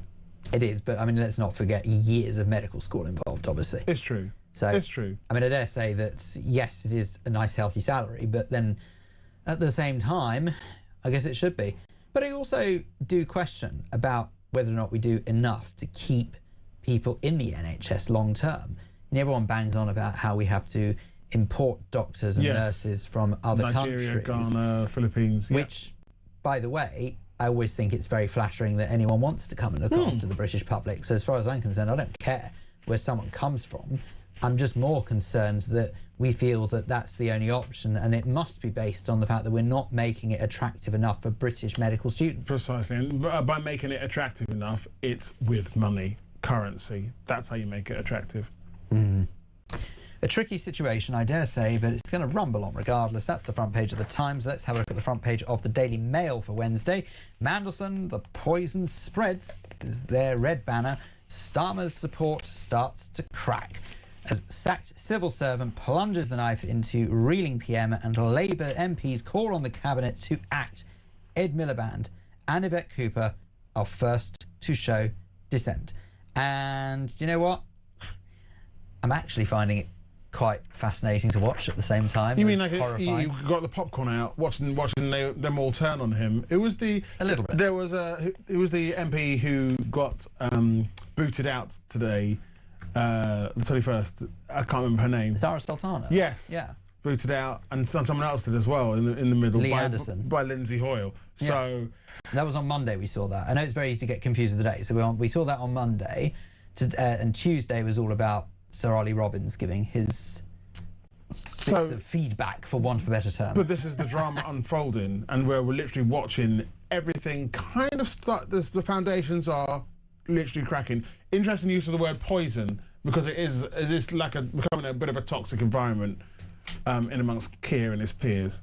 So yeah, it's definitely worth a watch, and it's going to be critical. It'll be a series on Netflix before long, you'll see. I'm sure other streaming services are available. Daily Express front page for Wednesday. Headline here on the banner says, in Dear Mama's memory, the King greets 100 Club members. So this is His Majesty greeting those who are already 100 in memory of the late Queen Elizabeth II. And this, of course, is because the 21st of April would have been Queen Elizabeth's 100th birthday. Yep. Oh, my goodness me, I really miss the Queen. Do you? Yeah, big time.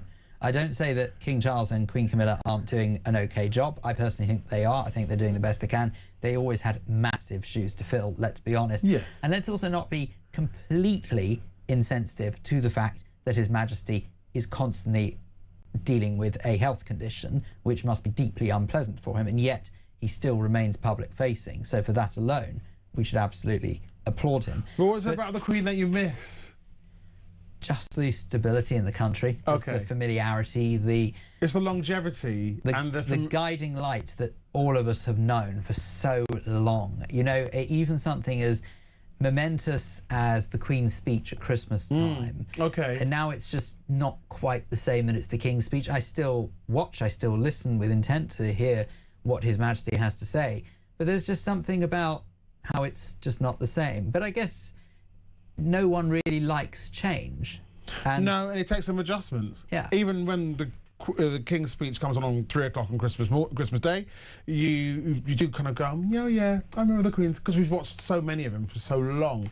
It's interesting though that King Charles did say that her legacy is of hope in troubled times, and I think I think that is probably what is.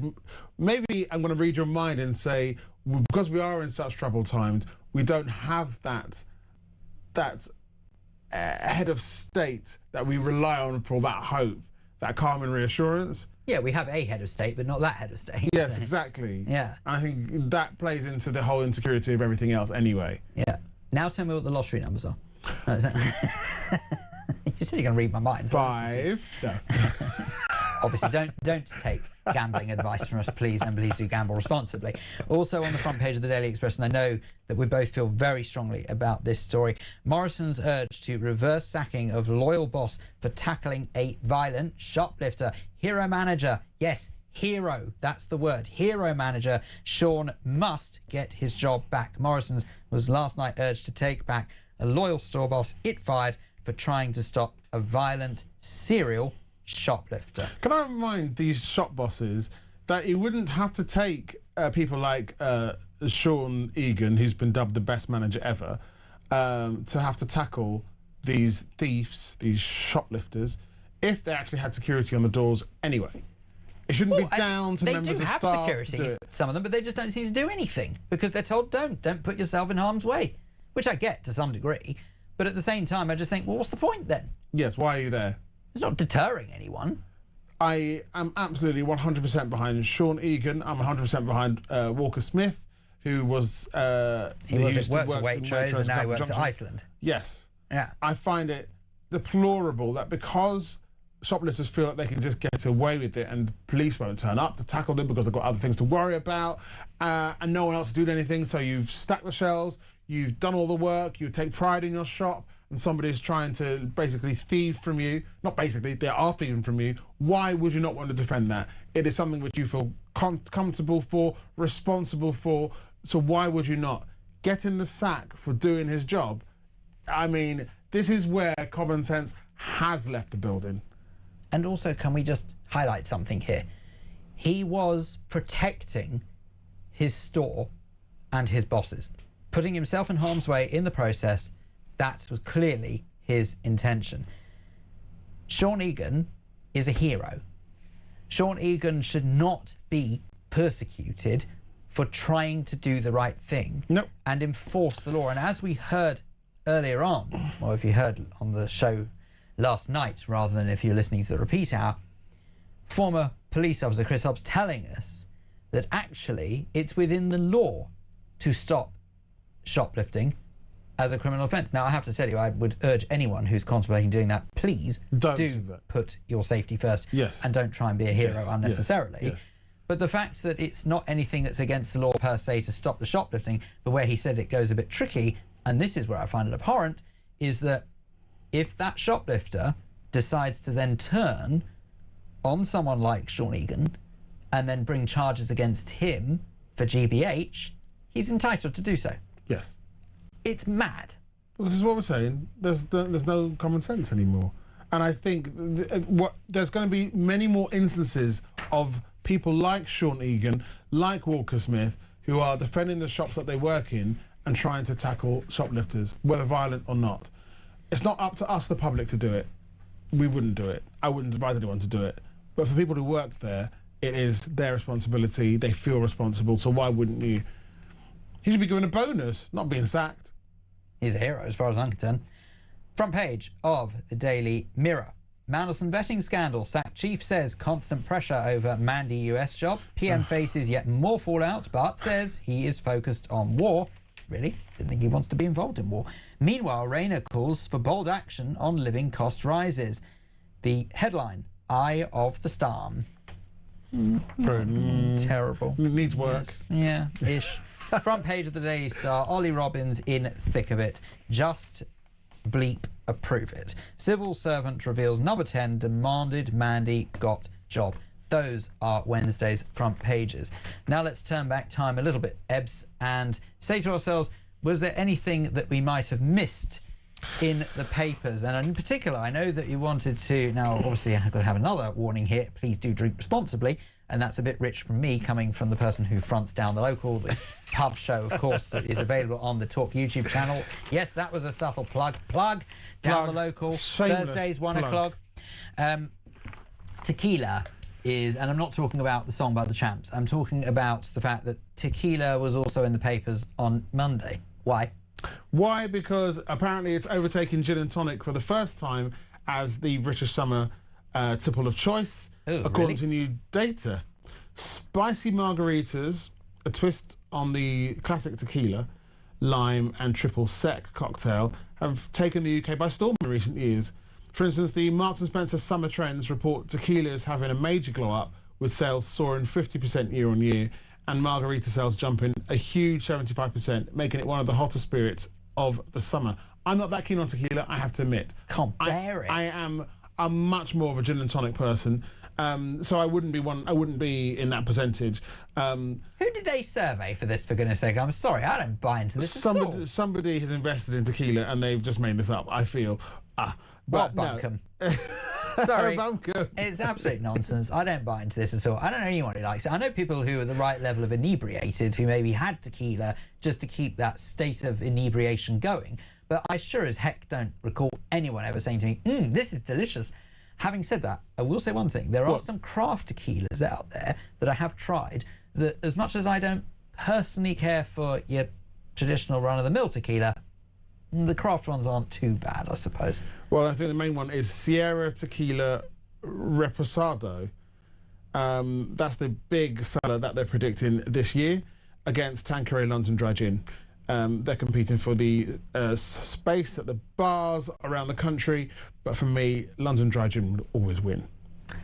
Gin in general will. I mean, I'm not even brand specific. To be honest with you, I think that there are plenty of people out there who see a need for tequila. I'm not one of them. I'm sorry, but if you like tequila, I think you're quite odd. Does it make you happy? No, it's really horrible. It's the most foul. I'm a whiskey person through and through. Okay. So, and as I say, please do drink responsibly. I do not wish for anyone to be using this as subliminal messaging to go and get yourself merry.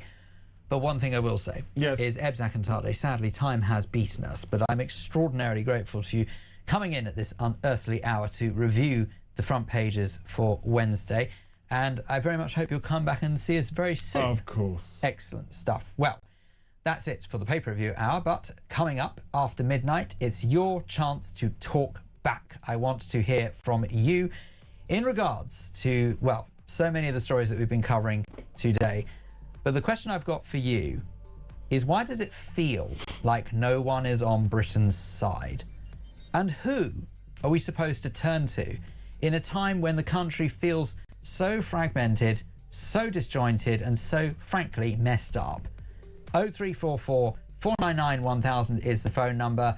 Get in touch and have your say. You can also send a WhatsApp message on 0344 499 1000. You can text 87222. Just make sure that you start your message with the word talk.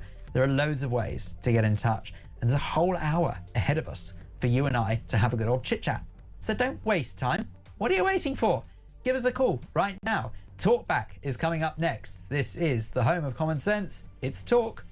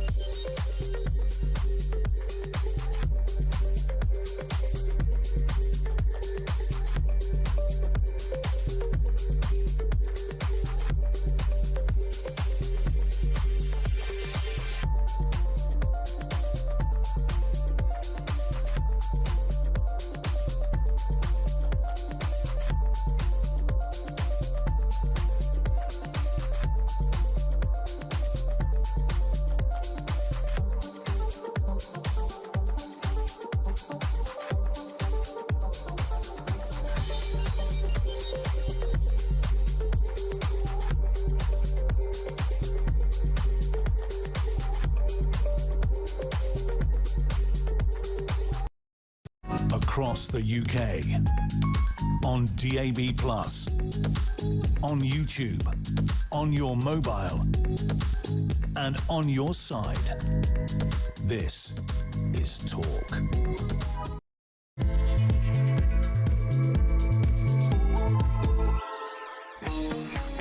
Good morning to you. This is indeed Talkback. It's Phil Dave in for Petrie Hosken. No, don't adjust your sets, just in case you're thinking, my, Petrie, how you've changed. Well, no, Petrie is taking a very, very well-earned week off, and I have the very great honour of sitting in the hot seat for her. Phil Dave with you until 1 o'clock this morning. And for Talkback, it is your chance to have your say. It's very simple. This hour is dedicated entirely to you. I have no guests. I have no agenda. I simply want to hear from you on 0344 499 1000. I need you to tell me what you make of just some of the events that we witnessed yesterday. Of course, I believe one of yet another momentous day, let's be honest, a momentous week in Westminster, seeing some of the most extraordinary scenes that we've seen coming out of our parliaments than, frankly, I ever recall seeing in my lifetime. But it got me thinking. It got me thinking that whilst all of this school playground nonsense is going on, it feels as though that no one has got our backs. So my question to you for Talkback for this morning is, why is no one fighting for British people? That's how it feels to me. I know I'm not the only one who thinks this, because I've heard from you when it's maybe on other shows here on Talk, or whether or not when you've actually spoken to me before, you've said exactly the same thing. It feels as though that our political elite have got their own interests at heart, and they couldn't give a hoot about us, the great British public who put them there in the first place. Why is no one fighting for British people? We've heard the most extraordinary stories come out of the news in the last 24 hours, where another shop manager has been fired. Why? For stopping a shoplifter. That's why he was sacked. Citing, of course, the managers or the bosses of said store, citing that he didn't necessarily adhere to the health and safety procedures in place, and therefore they must be followed. And that was the reason for the dismissal. But it still doesn't stop the fact that someone who was acting, as far as I'm concerned, as so many others, by any response I've seen, as a hero, he was dismissed for doing that. And then we learn, on the other hand, that there was a convicted terrorist, an Al-Qaeda-inspired terrorist, who was going to blow up the London Stock Exchange, decimating and causing God knows what damage to businesses. He's been allowed to stay in the UK after a judge has ruled he can't be deported, even though he's a failed asylum seeker, by the way. His claim for asylum failed. He has been allowed to stay in the UK indefinitely because in case he goes back to native Bangladesh and is subject to torture. What about the torture of British people?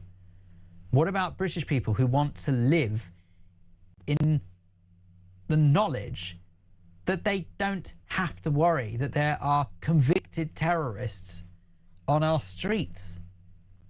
0344 499 1000 is the telephone number. Get involved and have your say. I really want to hear from you because I'm incensed. I know you are as well. And this is the time to do it. You can also send a WhatsApp message to that same telephone number, 0344 499 1000. And you can text 87222. Just make sure you start your message with the word talk. But phone is always best. And that's exactly what Paula in Halifax has done. Good morning, Paula.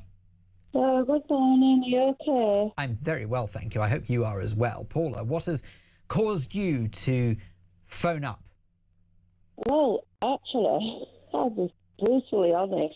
I ran up about 20 minutes ago and I said, what's Petrie talking about tonight? And he said, it's not Petrie, it's Son. Oh, dear. But I've seen you before on... well, you obviously haven't heard me before if you asked what Petrie's talking about, but no worries. You know what, Paula, we don't need to shatter the magic of radio. That's totally fine. But what would you like to say? You've thrown me now. Oh dear. Well, I know that we were talking about why nobody stands up for British people. So what are your thoughts on that? No. People never do. You know, I mean, all this war in the USA and all these warships and stuff, I just think it's absolutely disgusting. Well, indeed, it is. And let's not forget, of course, the cost to the UK, Paula. Yeah, I know. Petrol, diesel, my friends have been going mad.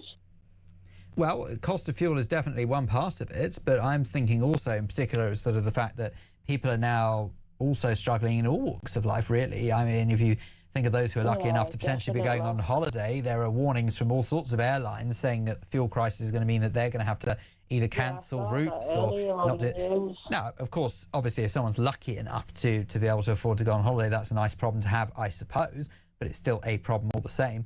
Then we're not even talking about necessarily how that's going to impact cargo coming into the country. Food supplies could potentially start to go down as well. Let's not forget that the cost of taxes might go up for whatever money we're spending on trying to fund this. This is unbearable to think that in a world where it's already so expensive that we're potentially going to have to spend even more money. Yeah, do you know, I feel sorry for the most is single parents who work their butt off and still have threepence, you know, at the end of the day. Totally and utterly. And also the pensioners. My mum's a pensioner, and well, she's got some money and stuff, but you know she does have a pension, and she's got to make it last. And I bet you it's not easy. No, because and also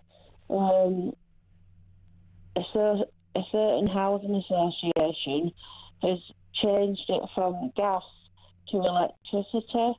So when she puts her main radiator on in the lounge, it costs her £70 a week to keep crumbs to keep warm. It's just unbelievable, and it's only going to get worse. And this is what terrifies me, and this is why I asked the question: why is no one fighting for British people? We should be put first above everything else by our political elite. I'm not talking about other countries. Of course, other countries mustn't put us first. They've got to put themselves first. But as far as we are concerned, they have to put British people first. And why? Why aren't they doing that? Paula in Halifax, thank you for calling to speak to Petrie this evening. 0344 499 1000 is the phone number. It's Phil Dave in for Petrie Hosken, and that is the number that you also need to dial as well, by the way, if you would like to join in the conversation. There's a message here on WhatsApp, which also, by the way, 0344 499 1000, says, "Hey Phil, it's Sophie, the one who said that you look like Tom Allen." I still think so, by the way. You may not be Petrie, but just as good and just as nice. I'm a big fan. Well, Sophie, that's incredibly kind of you. Thank you very much indeed. I must admit that I normally don't read on sort of the self-praising messages because it does make me blush, but that is terribly kind of you to say so as well. This message here says the majority of Iranian people, this harks back to before we were talking about the Iranian ceasefire during the pay-per-view hour, the Iranian people just want to live in peace and harmony, yet their rulers want to destroy Israel and cause untold terror around the world in backing what they call freedom fighters. Why? They are the only country in the world doing that. Why are they getting involved in domestic problems? Everyone knows you don't get involved in domestic issues because you always become the villain. The mullahs of Iran really need to take a look at what they are doing themselves. Why are they the only country who are not happy? Because you could be one of the best countries in the world if you let go of the hate. And Zarina says, people in power who are supposed to be experts in their field is an absolute sham. I really am fed up with the wool being pulled over our eyes. I and my child have many hard-working, honest friends from overseas who are studying here and pay a fortune to do so. I worry for them. I agree, Zarina. She says, the leaders need to start getting it right for all our communities. It's disgraceful how the Jewish folk are being targeted and so on. It must stop. Zarina, that's very kind of you to say so. Kevin has called up in Basingstoke, 0344 499 1000. I'm asking, why is no one fighting for British people? Kevin, why is no one fighting for British people? They are. The Green Party. They've tripled their... How extraordinary. I knew you wouldn't like it, because they've tripled their membership and they've gone up massively in the polls because they are giving people hope.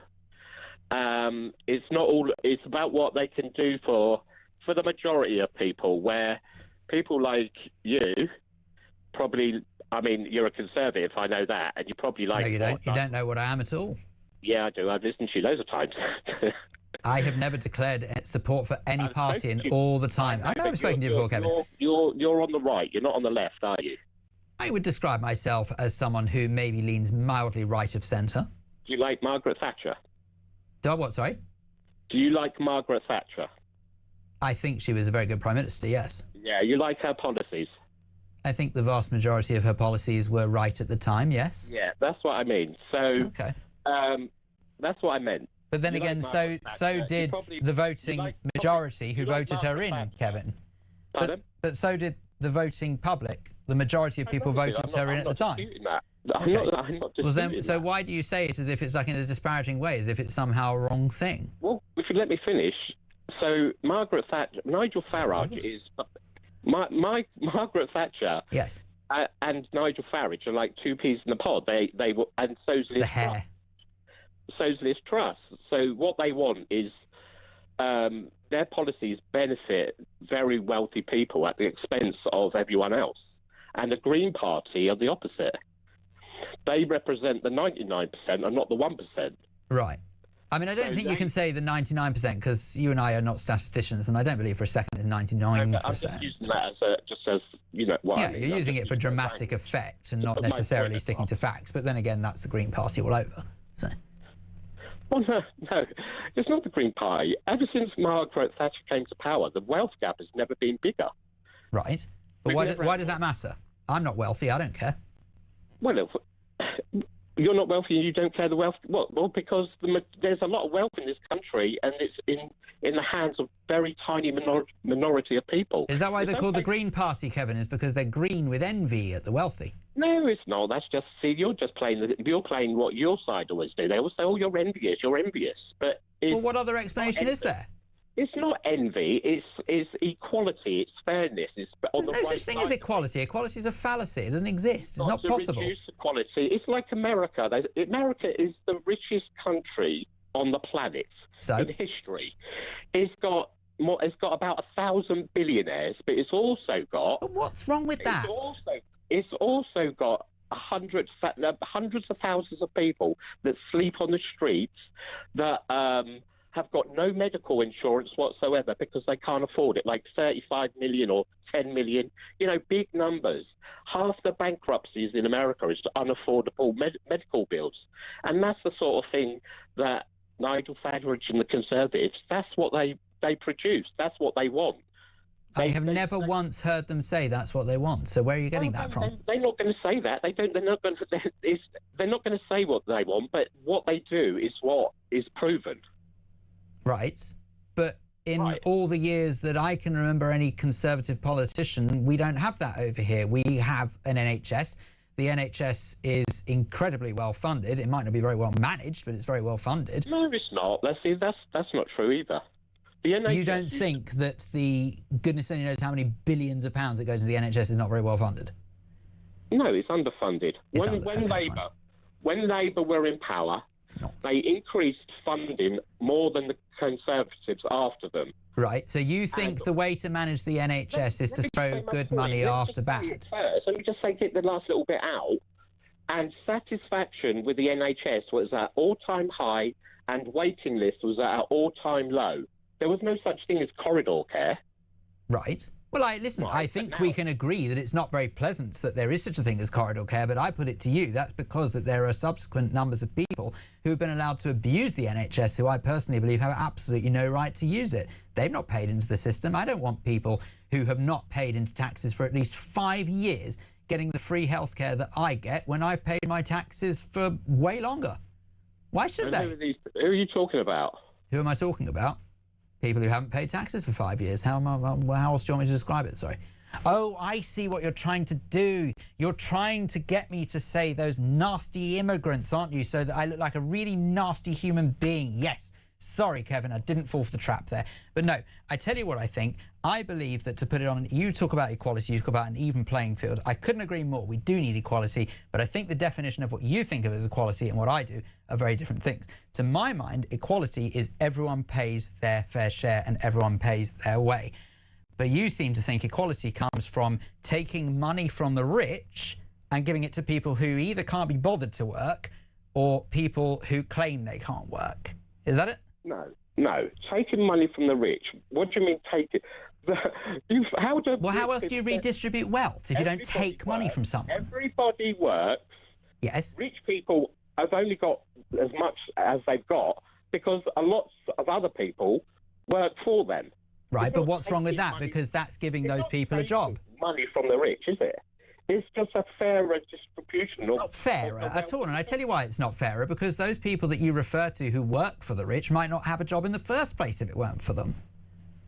That's not fair. Yeah, well, that's what I mean. It works both ways. The rich can't get rich without people working for them. Right, and in order to say thank you for that, they're paid salary. It's a bit more fairer.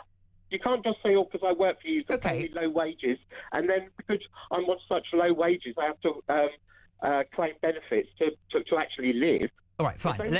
Kevin, all right, fine. So let's look at a world where you are, God help us, Chancellor of the Exchequer. How would you make it more fair then, in your opinion, so that the wealthy are not as wealthy and that those who you say make those wealthy people wealthier are treated better? How would you change things? Well, we can look at other countries that do things better, like Nordic countries. Right. They do pay higher tax. They have better, I was just going to say, I don't particularly want to be taxed at like 50% or whatever ridiculous rate it is, but fair enough. They don't have the wealth gap is not so big. It's a fairer. So what? It's just a fairer country than places like the USA, which is the other extreme. But who cares? Why does it matter how much money someone has? This is what I can't get my head around. It doesn't make sense. I don't care how wealthy someone is. Well, if you give very few people most of the money, they just don't give it to them. They've earned it. They've worked for it. They've got it. They hold it and just get richer. So what? If you give more money to people at the bottom, they actually spend it. They spend it. And that's that's absolute nonsense. You're telling me wealthy people never spend money. That's just not true. Spend all that money. How can people with billions of pounds spend all that money? They can't. It's none of our business. I don't care. They live for 20,000 years. But so what? It doesn't matter. It's not our business. It's their money. It doesn't. If you don't want us to be like India, where you've got millions of people living in absolute poverty, and you've got a handful of people that live in absolute luxury. Okay. The good news is we don't have people in this country living in absolute poverty. There is no denying that we absolutely have people who live very close to the breadline, dangerously close to the breadline. We also have people who live on the streets. That's another argument to get into, and I personally would love to see the end of homelessness, but you and I aren't going to solve that within this phone call. And I also put it to you that we don't necessarily have that much in the way of the extreme wealth that you're talking about. So what? It's someone's money. If they've earned it, even if they've inherited it, so what? So what? So you think that people like the royal family, yes, that don't pay inheritance tax, right? You just say, so what? Correct. So people that work because you're jealous. You would like not to pay inheritance tax. That's the only possible explanation. I don't care that the royal family doesn't pay inheritance tax. To my mind, that is not going to solve the problems of this country. That's just one thing. What about tax loopholes? There's lots of things that aren't fair. What about people that actually go out to work? It's legal if it's a tax loophole. And they pay more tax than somebody that makes money off unearned income. Okay, so all right, so one thing I think you and I can agree on is that the tax system in this country is very, very broken, no doubt about it. I don't like the tax system at all. I don't like the way that money is taxed several times over, depending on which way you look at it. If you look at, say, taxable income and then you shove VAT on top of it when you're spending that money, look at fuel duty, look at inheritance tax, look at capital gains. All of these different taxes is just an excuse for greedy successive governments to try and squander as much of our money as they possibly can on their own ridiculous causes. So as far as I'm concerned, I think we can agree that the tax system in this country is very broken. Yeah, if you look at countries that are more liberal and progressive and have a fairer tax system, they might pay more taxes, but they have much more. They've got much better things. They've got holiday pay is more, sick pay is more, maternity pay is more. They've got better libraries, police. They're happier. They live longer. They have better food. That's the sort of thing I like. That's a progressive. You like the American system with low regulation. I like the American. When have I said I like the American system? Well, I don't want to use America as a barometer. That's the conservative way. That's what. I'm not, excuse me, I have never said for a second that I vote Conservative. You're saying that. I'm not saying that, but you like that way. You like Margaret Thatcher. You're a Conservative. Well, I believe in Conservative attitude towards economy, but I believe in Liberal attitude towards humanity. Right. Okay, but the sort of what we've got at the moment doesn't work. Not globalization. Capitalism, you're probably talking about. Capitalism. Yes. Sorry. Capitalism works to a certain point, but it's gone past where it doesn't benefit everybody. There's too much wealth in a few hands. There's too many. But it doesn't matter. That don't pay any tax at all. Goodness me, you wouldn't pay tax if you could get away with it. And I'm not talking about get away with it in the sense of breaking the law. I'm talking about working within those loopholes that you have an issue with the law to not pay tax. Who in their right mind wants to pay more tax? I don't. I openly admit I don't want to, but I stick to the letter of the law and I pay the tax that I need to pay. But why does it make it someone wrong just because they've got money that they don't want to pay tax? So what? They have money. They donate millions of pounds to political parties. So political parties. But that's their money to do what they want with. Pardon? It's their money to do what they want with. Yeah, but why should these rich people buy politics that affects the rest of us? All right, why should these okay, let me put it to you another way. If I had a lot of money, right, I would donate it to a party that helps people more at the bottom. And that's your prerogative. Most people, not just a few people. Okay, but then that's your prerogative to do what you want with it if it's your money, but it's not your money. I know it's not my money, but I don't think anybody should be able to buy politics. I don't think that is fair. That's not fair. But you can get what you want for people. So how would you rather politics works if money wasn't involved in any way, shape, or form? I don't think anybody should be able to donate more than £1,000 to a political party. Do you think the Green Party would be where they're at now without donations? Or £100, or it should be. Government should pay for political parties. Fine. Well, then, based on polls and based on what you're saying there, then I reckon that by my dreadful mathematics, the Green Party would be decimated by what you've just said. Because there's no way that they would have the power to their elbow to be able to publicise and to do the campaigning that they have if they didn't take the donations that you're so anti. Well, no, because the Green Party, they make their money from... they have got no big donors like Reform UK. They haven't got somebody in Thailand giving them £9 million. No, but they may have people in Iran giving them money with how much they bang on about the situation in the Middle East. Well, I mean, I have no proof of that, but I'd make a very educated guess on it. You talk about you think people in Iran have given money to the Green Party? I think the Iranian regime is widely known to fund all sorts of propaganda around the world, and the Green Party seems to have jumped on that bandwagon. Now, I don't have any proof. I don't have any proof that the Green Party have taken money from Iran, but I would be very surprised if they hadn't. That's all I'm saying. What about Israel giving money to the Labour Party? So what? Or Labour politicians? So what? I don't have a problem with what Israel's doing. So why do I don't have a problem with that. Oh, right. So wrong is okay as long as it's on your side of wrong. Well, first of all, what Israel's doing is not wrong, but... No, yeah. But what I'm saying is you don't mind... The wrong thing is taking foreign money. No, the wrong thing is taking money from a regime, if indeed that's what the Green Party do. I don't know if they do. But the wrong thing is taking money from a regime... Oh, shush, for goodness sake, I'm talking. The wrong thing is taking money from a regime that I personally believe causes the Western world a great deal of destruction. Anyway, Kevin, it's been absolutely fascinating. I dare say we'll speak again if I'm lucky enough.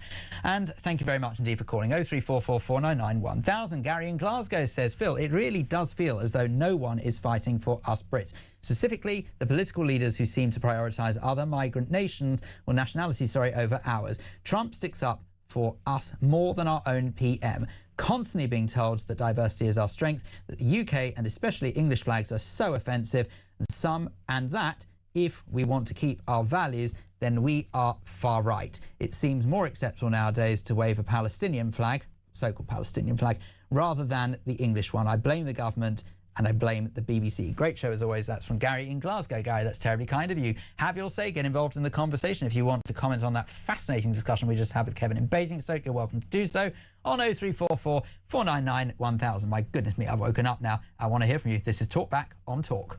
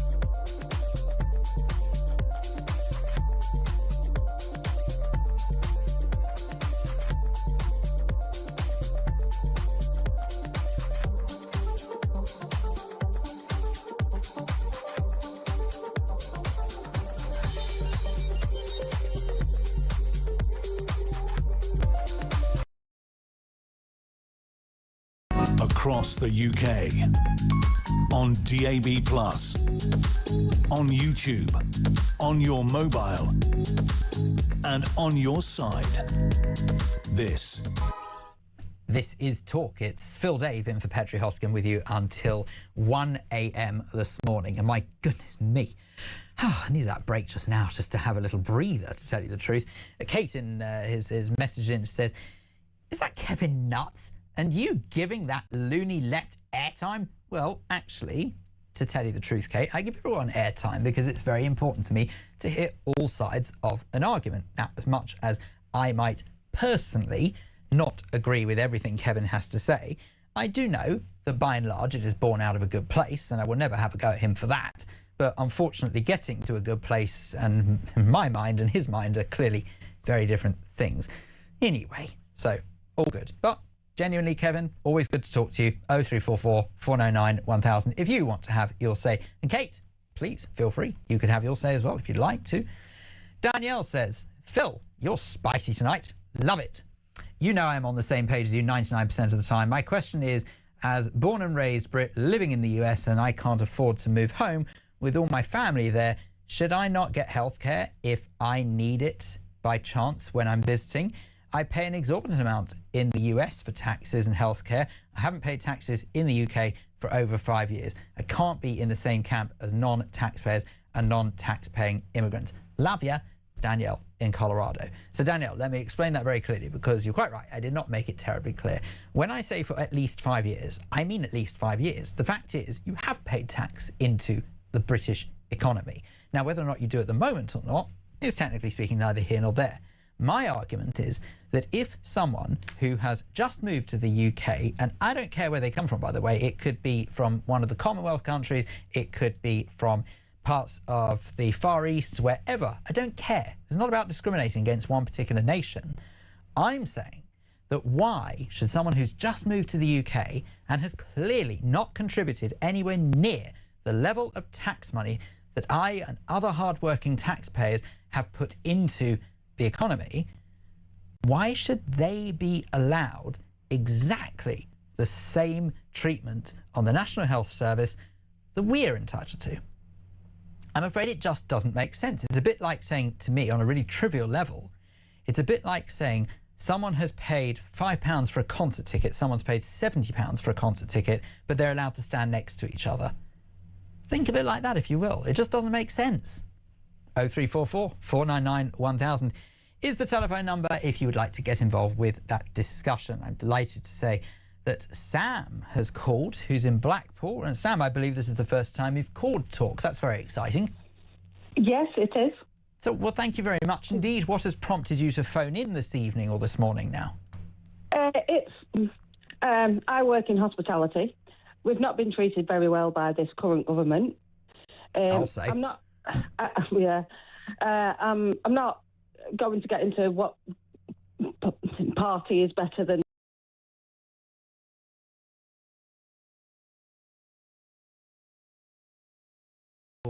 Well, we went.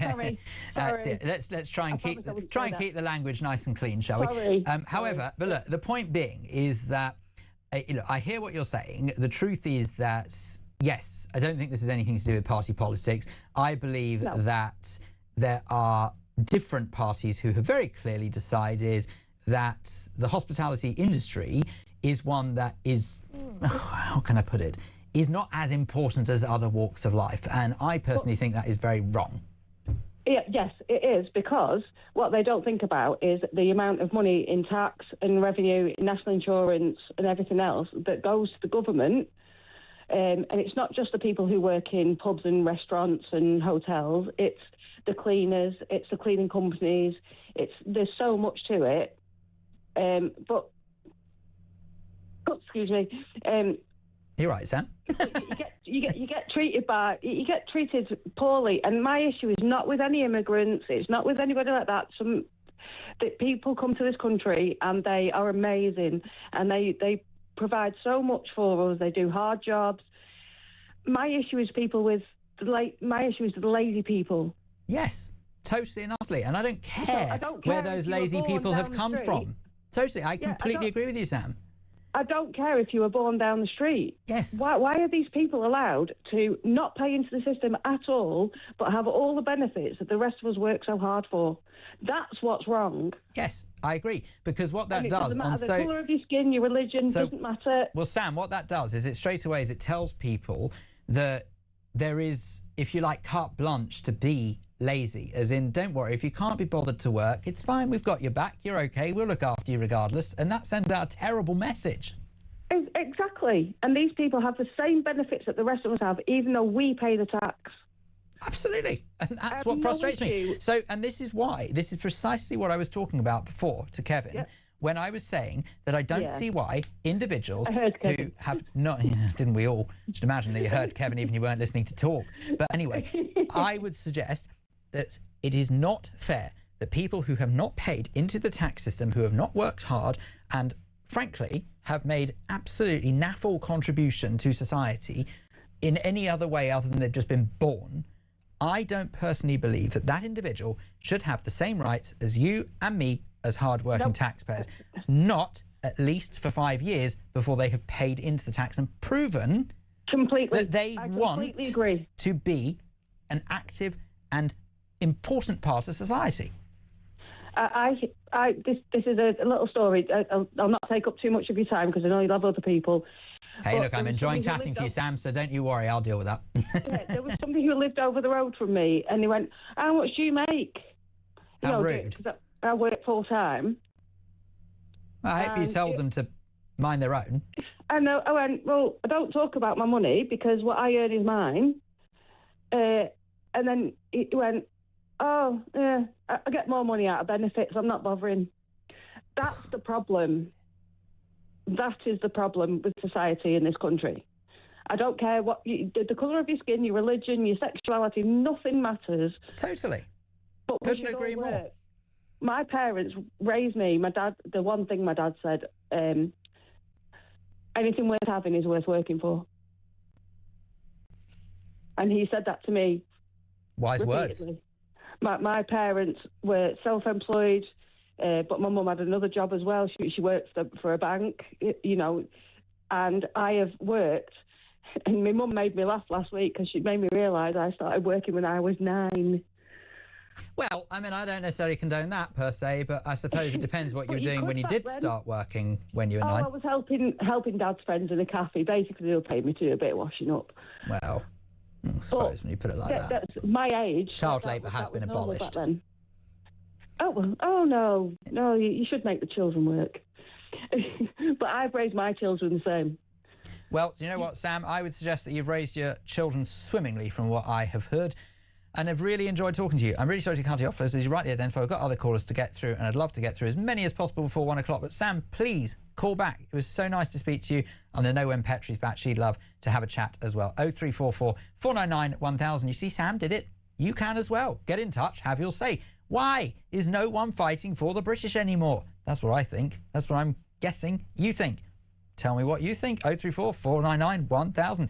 That's the telephone number. This is Talk.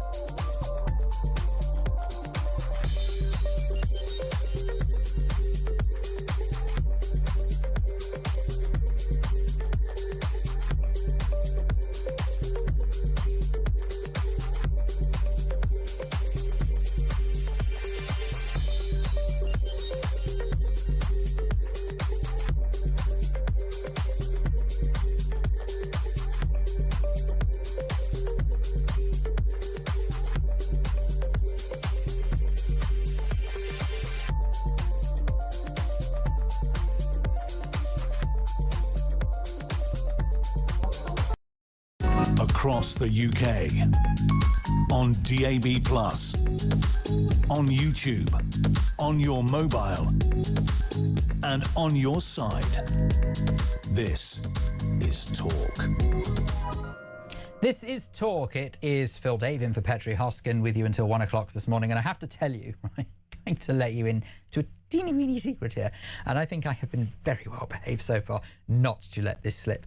But mentioned it earlier on this evening when I spoke to Alex Phillips, who of course was keeping you company in the previous show. And we both agreed that it's a teeny bit nippy in this studio. And if the truth be told, I have now lost sensation in my hands. It's that cold in here. So I don't know what has happened to the air conditioning, but someone clearly wants to keep fresh produce in here. And I, as much as I would love to be preserved for many years to come, I simply don't want to leave here a frozen fish stick. So if it's regrettably, the temperature's already as high as it goes, so it is freezing. There's nothing we can do, but I'll fight the good fight because thankfully the conversation is heating up. Oh, that was corny. Right, move on. Okay, let's have a look at some of these messages as well. Phil, so 223-year-olds start working for a British company, one from the UK, one from the USA. They both start paying tax for the first time. You think the Americans shouldn't be able to use the NHS for 5 years. Do you think the British taxpayers shouldn't be able to use it either or just the Americans? Literally no idea what I just read out, but let me be very clear. First and foremost, not terribly likely someone who's 223 years old is going to start working, least of all be alive. But let's just say that if an individual has not paid into the tax system in the UK for at least 5 years, then yes, that's exactly what I think. And I think that puts everyone on an even keel. Why not? If you say that everyone has to pay for 5 years before they can start using the NHS for free, that's exactly what I think. And there's nothing wrong with that. Exactly the same way, I might add, that when we go to America, we, as tourists, have to pay for healthcare. Why not? This message here from Jen. Kevin from Basingstoke. He's supporting the Green Party, led by a dangerous idiot. Well, that's what Jen says. Whose only claim to fame is hypnotising women to, well, okay, I think we'll move that one from that one. Jen, thank you very much indeed for your message. I hear what you're saying, but I probably won't read all that out. Mark says, hi, Phil. I guess your last caller isn't aware pretty much all the front bench of the lefty Labour are millionaires. Where do these blinkered idiots come from? Have a good night. Thanks, Mark. Appreciate. Catherine says, hi, Phil. I think your caller is saying that the distribution of wealth is getting wider. The wealthiest people are getting richer and the gap is getting wider. The pandemic and the oil crisis is making the wealthy even wealthier. And they are the ones ultimately making all the decisions of the world. Love the show. Well, Catherine, that's very kind. But to be perfectly honest with you, in one message, you put it far more succinct than I could ever understood what anyone else was saying so far in this programme. Jacqueline is in Hampshire. Good morning, Jacqueline. Oh, hello. Good morning, Phil. It's very nice to speak to you. How are you this morning? Oh, not too bad. Just can't sleep, but it's okay. I'm very pleased you can't. I'm sorry for you, obviously, but I'm very pleased you can't sleep, because then it means if you were asleep, I wouldn't have the chance to chat with you. So what did you want to speak to me about? Well, Kevin, oh my gosh, what a man. Yes. Well, look, he's not here to answer for himself, I suppose, but yes, I can't deny that he does get that reaction frequently. Oh, that's good. I'm glad I'm not the only one. Least of all from me. I just think to myself, if the chap really thinks that much about this country, then go to the Norwegian, wherever, and or Russia or North Korea or China, because, you know, obviously they don't like capitalists. But maybe, but look, I just don't understand why. And I'm sorry, Jacqueline, this is just my personal view, but I don't understand why anyone thinks it's their business. I blame policy. I don't blame those who are able to make money. On the contrary, I actually say hats off to people who make money. I wished I could. I wished I was a millionaire. I'm not, by the way. But I think anyone who is capable, good luck to them. But successive policy might have been a problem.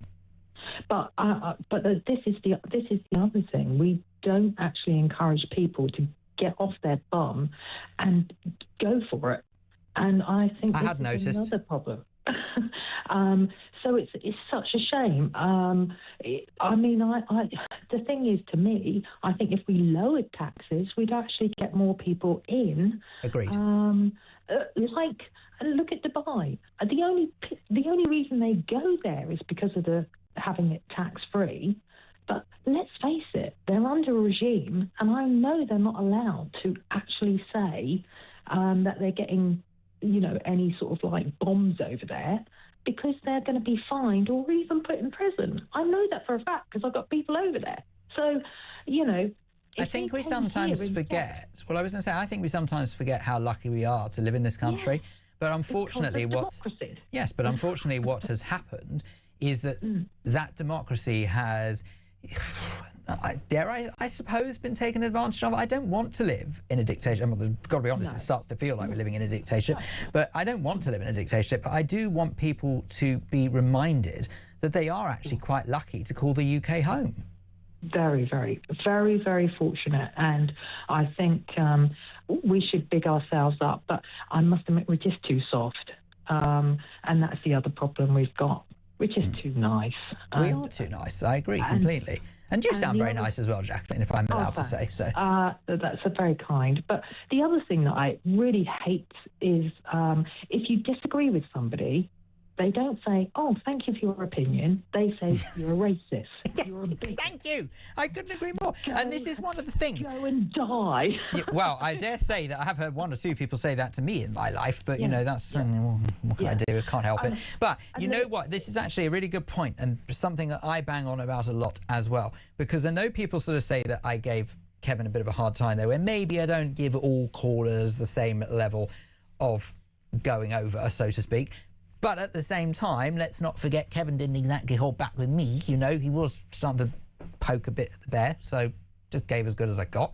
However, the difference is I genuinely enjoy talking to him, because the truth is, if we all agreed, how boring would life be, Jacqueline?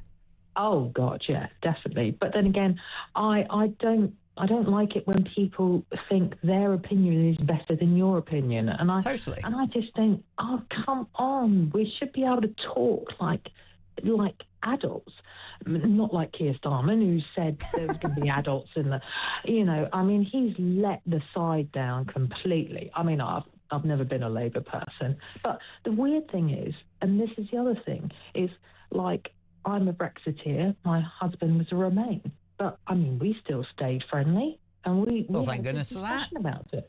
But I know plenty of people in my friends who voted Remain, and they didn't like the fact that I voted to leave. But at the same time, I said, but you know what? That's what's beautiful about democracy, is that we can. You know, it's, as far as I'm concerned, as much as I wouldn't have been happy if the UK had voted to remain in the European Union, I guarantee I would have accepted it a little better than some people. Yes. I mean, it was vile, some of them shouting and, you know, I mean, it made me cringe to be British, I must admit, because I just thought, oh my gosh, you know, calm down, dear.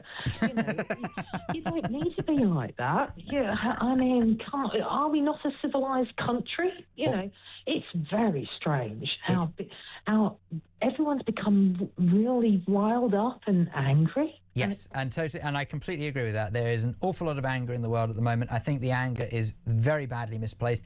I don't actually see a point, if I'm honest, with getting too angry because, frankly, life's too short. And let's just maintain blood pressure. Let's be realistic for a minute here and say to ourselves, we only get one shot at this thing called life. Can't we just all try and get along? There's a wacky idea. Jacqueline in Hampshire, what a treat to speak to you. Thank you very much. I very much hope you get some good sleep at some point this evening. Take more of your calls in just a moment and read out some more of your messages. Gary in Glasgow, I'm not reading out your latest message. You're very naughty and you know why. 0344 499 1000. Do give us a call. There's still time. Here till 1 o'clock. It's Phil Dave in for Petrie Hosken here on Talk.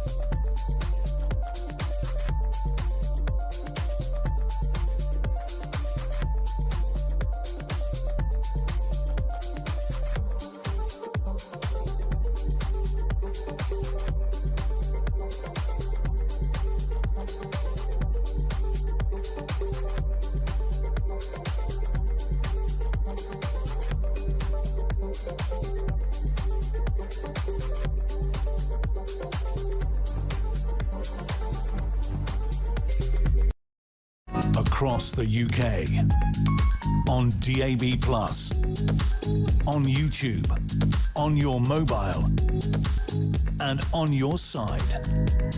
This is Talk. This is indeed Talk. It's the final part of this morning's Talk Back with me, Phil Dave, in for Petrie Hosken. What an absolute treat to have your company and to be taking so many of your marvellous calls. I'm loving it. Keep them coming in. We've still got a bit of time and I'd love to have a chat with you. 0344 499 1000 is the telephone number. Let's get to another one. Ron is in Tyne Wear. Good morning, Ron. Hello, Phil. Thank you. Listen, Phil, I've been watching this conversation for the last 30 minutes. I think you're very naive, actually. Oh, dear. What have I done? Yeah, sad. Right. It only takes a very small minority of people in the UK to complain about something and they win the case. The vast majority, your comment was, why don't people support the UK or something to that effect? Well, yeah, my question was, why is there no one fighting for British people? Exactly. Well, the point is, something like 55% of the UK just get on their lives, drudgery, get on. They whinge in pubs, they whinge to each other, but they don't try to highlight it. It only takes a small majority of hardliners to make a point. Now then, I saw Starmer, I call him Sleazy Starmer. I'm not interested in the current situation, by the way, in politics. It doesn't bother me. I was on a member since something like 30 years ago. But the point is, we had a referendum to come out of Europe, Brexit, and Labour for 18 months have fought in Parliament with that Burkow guy, the Speaker, arguing like so-and-so, making rules up as he went along. And well, I'm sure he would deny that, but yes. No one ever let Brexit happen. And then Starmer was in Parliament last month going, Brexit was wrong. And I'm thinking, this has got me all over the press. How can you see that? And it was a small majority. But the majority voted for Brexit. And they've never let it happen. And this man stands there going, Brexit was wrong. And now behind the back door, he's sneaking us back into Europe. And I'm thinking, why isn't anybody objecting to this? Why are the politicians? Why aren't the press on this? Well, I have to say, Ron, I don't expect you to listen to Talk 24/7. Of course, it would be much appreciated. But I did say I was on... It's the first time I've seen you, so Oh, no, that's all right. I don't mind. Listen, I'm not on here very often, to be honest with you, and you're probably starting to realise why. But I was speaking the other day, when I was on, I think I must have been on maybe with...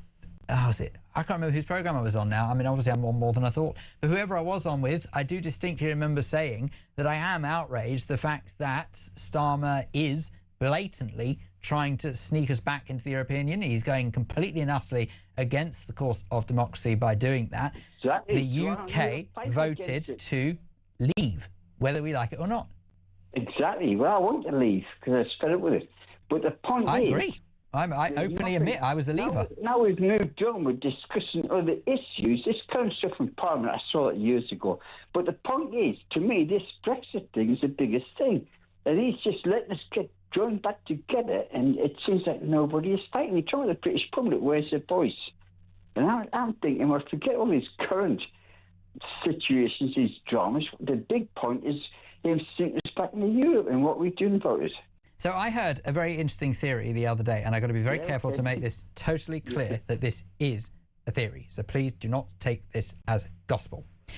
I heard someone question, could it be possible that the government is deliberately going down the route of, shall we say, destroying, for want of a better term, the country, so that by 2027, which I believe that various monetary regulators have suggested that if we're not careful, the country could go bankrupt by then, we then turn to the EU and we say, we've run out of money, help us, exactly the same way they did with Greece, and then on their terms, we're forced into the European Union. Yes. Well, I'm worried because I think I can see sense in that. Now, I have no proof of that at all. I totally agree with you. I watched the Greece situation, I watched the situation in France and Spain, I think, God heavens, what are we doing here? We're very close. For me, I was in the army for 24 years, fought all over the world. And might I say thank you for it? No, I don't really. But I'm thinking, we are looking destitute, we're looking humiliating. Watching the Brexit argument in Parliament for almost 20 months was so humiliating for me. All these Labour people arguing against it and fighting, and every touch and turn I was thinking, gosh, the whole world must be looking at us and think we're absolutely fools. And yeah, I find it hard to argue with that. Well, now they're doing this current situation. But to me, this current situation is much less than the Brexit situation. Well, there you go. Ron in Tyne and Wear, thank you so much for your call. 0344 499 1000. It was a treat to speak to you. I'm very grateful. Want to try and squeeze at least one more call in. And Leslie is in Lincolnshire. Good morning, Leslie. Good morning. What has prompted you to call 0344 499 1000? What can I do for you? It's Kevin in Basingstoke. Oh, dear. I've never heard such rubbish in all my life. Oh. He's well, that's quite a claim, Leslie. The Green Party. Because I don't know what he's been smoking, but it's something... Well, I don't... Hang on. Now, we can't accuse anyone of doing that. So it's just because someone's got an opinion we don't necessarily agree Thatcher, with. I work from a councillor. She enabled me to get on the property ladder. Right. Yeah, and to be honest with you, she enabled a lot of people to be able to do that. So yeah, and I don't think that the housing... I think, though, I have to say, though, Leslie, I'm not convinced that the housing policies that followed were that good for the country. Like, for example, not replenishing the council stock, I think was a dreadful mistake. And in 2006, my father died in April. Dad died in February, Mum died in April. I'm sorry to hear that. And they left less than 47,000. Then I heard from the solicitor that will was being held up by recovery from estates enabled by Gordon Brown, and they wanted to go through my parents' bank accounts the last year. I told them in no uncertain terms where to go. I can't believe this. And then last year, my husband at 52 years died. Oh, I'm so sorry, Leslie. And his premium bonds were released on the 25th of March this year. And I got a letter from the tax people saying that I will be eligible for paying more tax. And they called the Labour Party for the working people. What a load of rubbish. Leslie, I clearly don't want you to get any more distressed than you sound, but I will say that I'm very grateful for you taking the time to call, and thank you for it. But, you know, please don't upset yourself. I think that we can all see exactly what is going on in this country. It certainly feels as though that those who work the hardest get punished the most for it. And it is nothing short of pathetic and disgusting as far as I'm concerned. And I really genuinely do live in hope that one day that will change. That's it for Talkback for this evening. Thank you so much to you for your company. Thank you for your messages. Thank you for calling in as well. And of course, thank you to our guests. Huge thanks to Ebbs Akintade, to Lucy Beresford, to Chris Hub,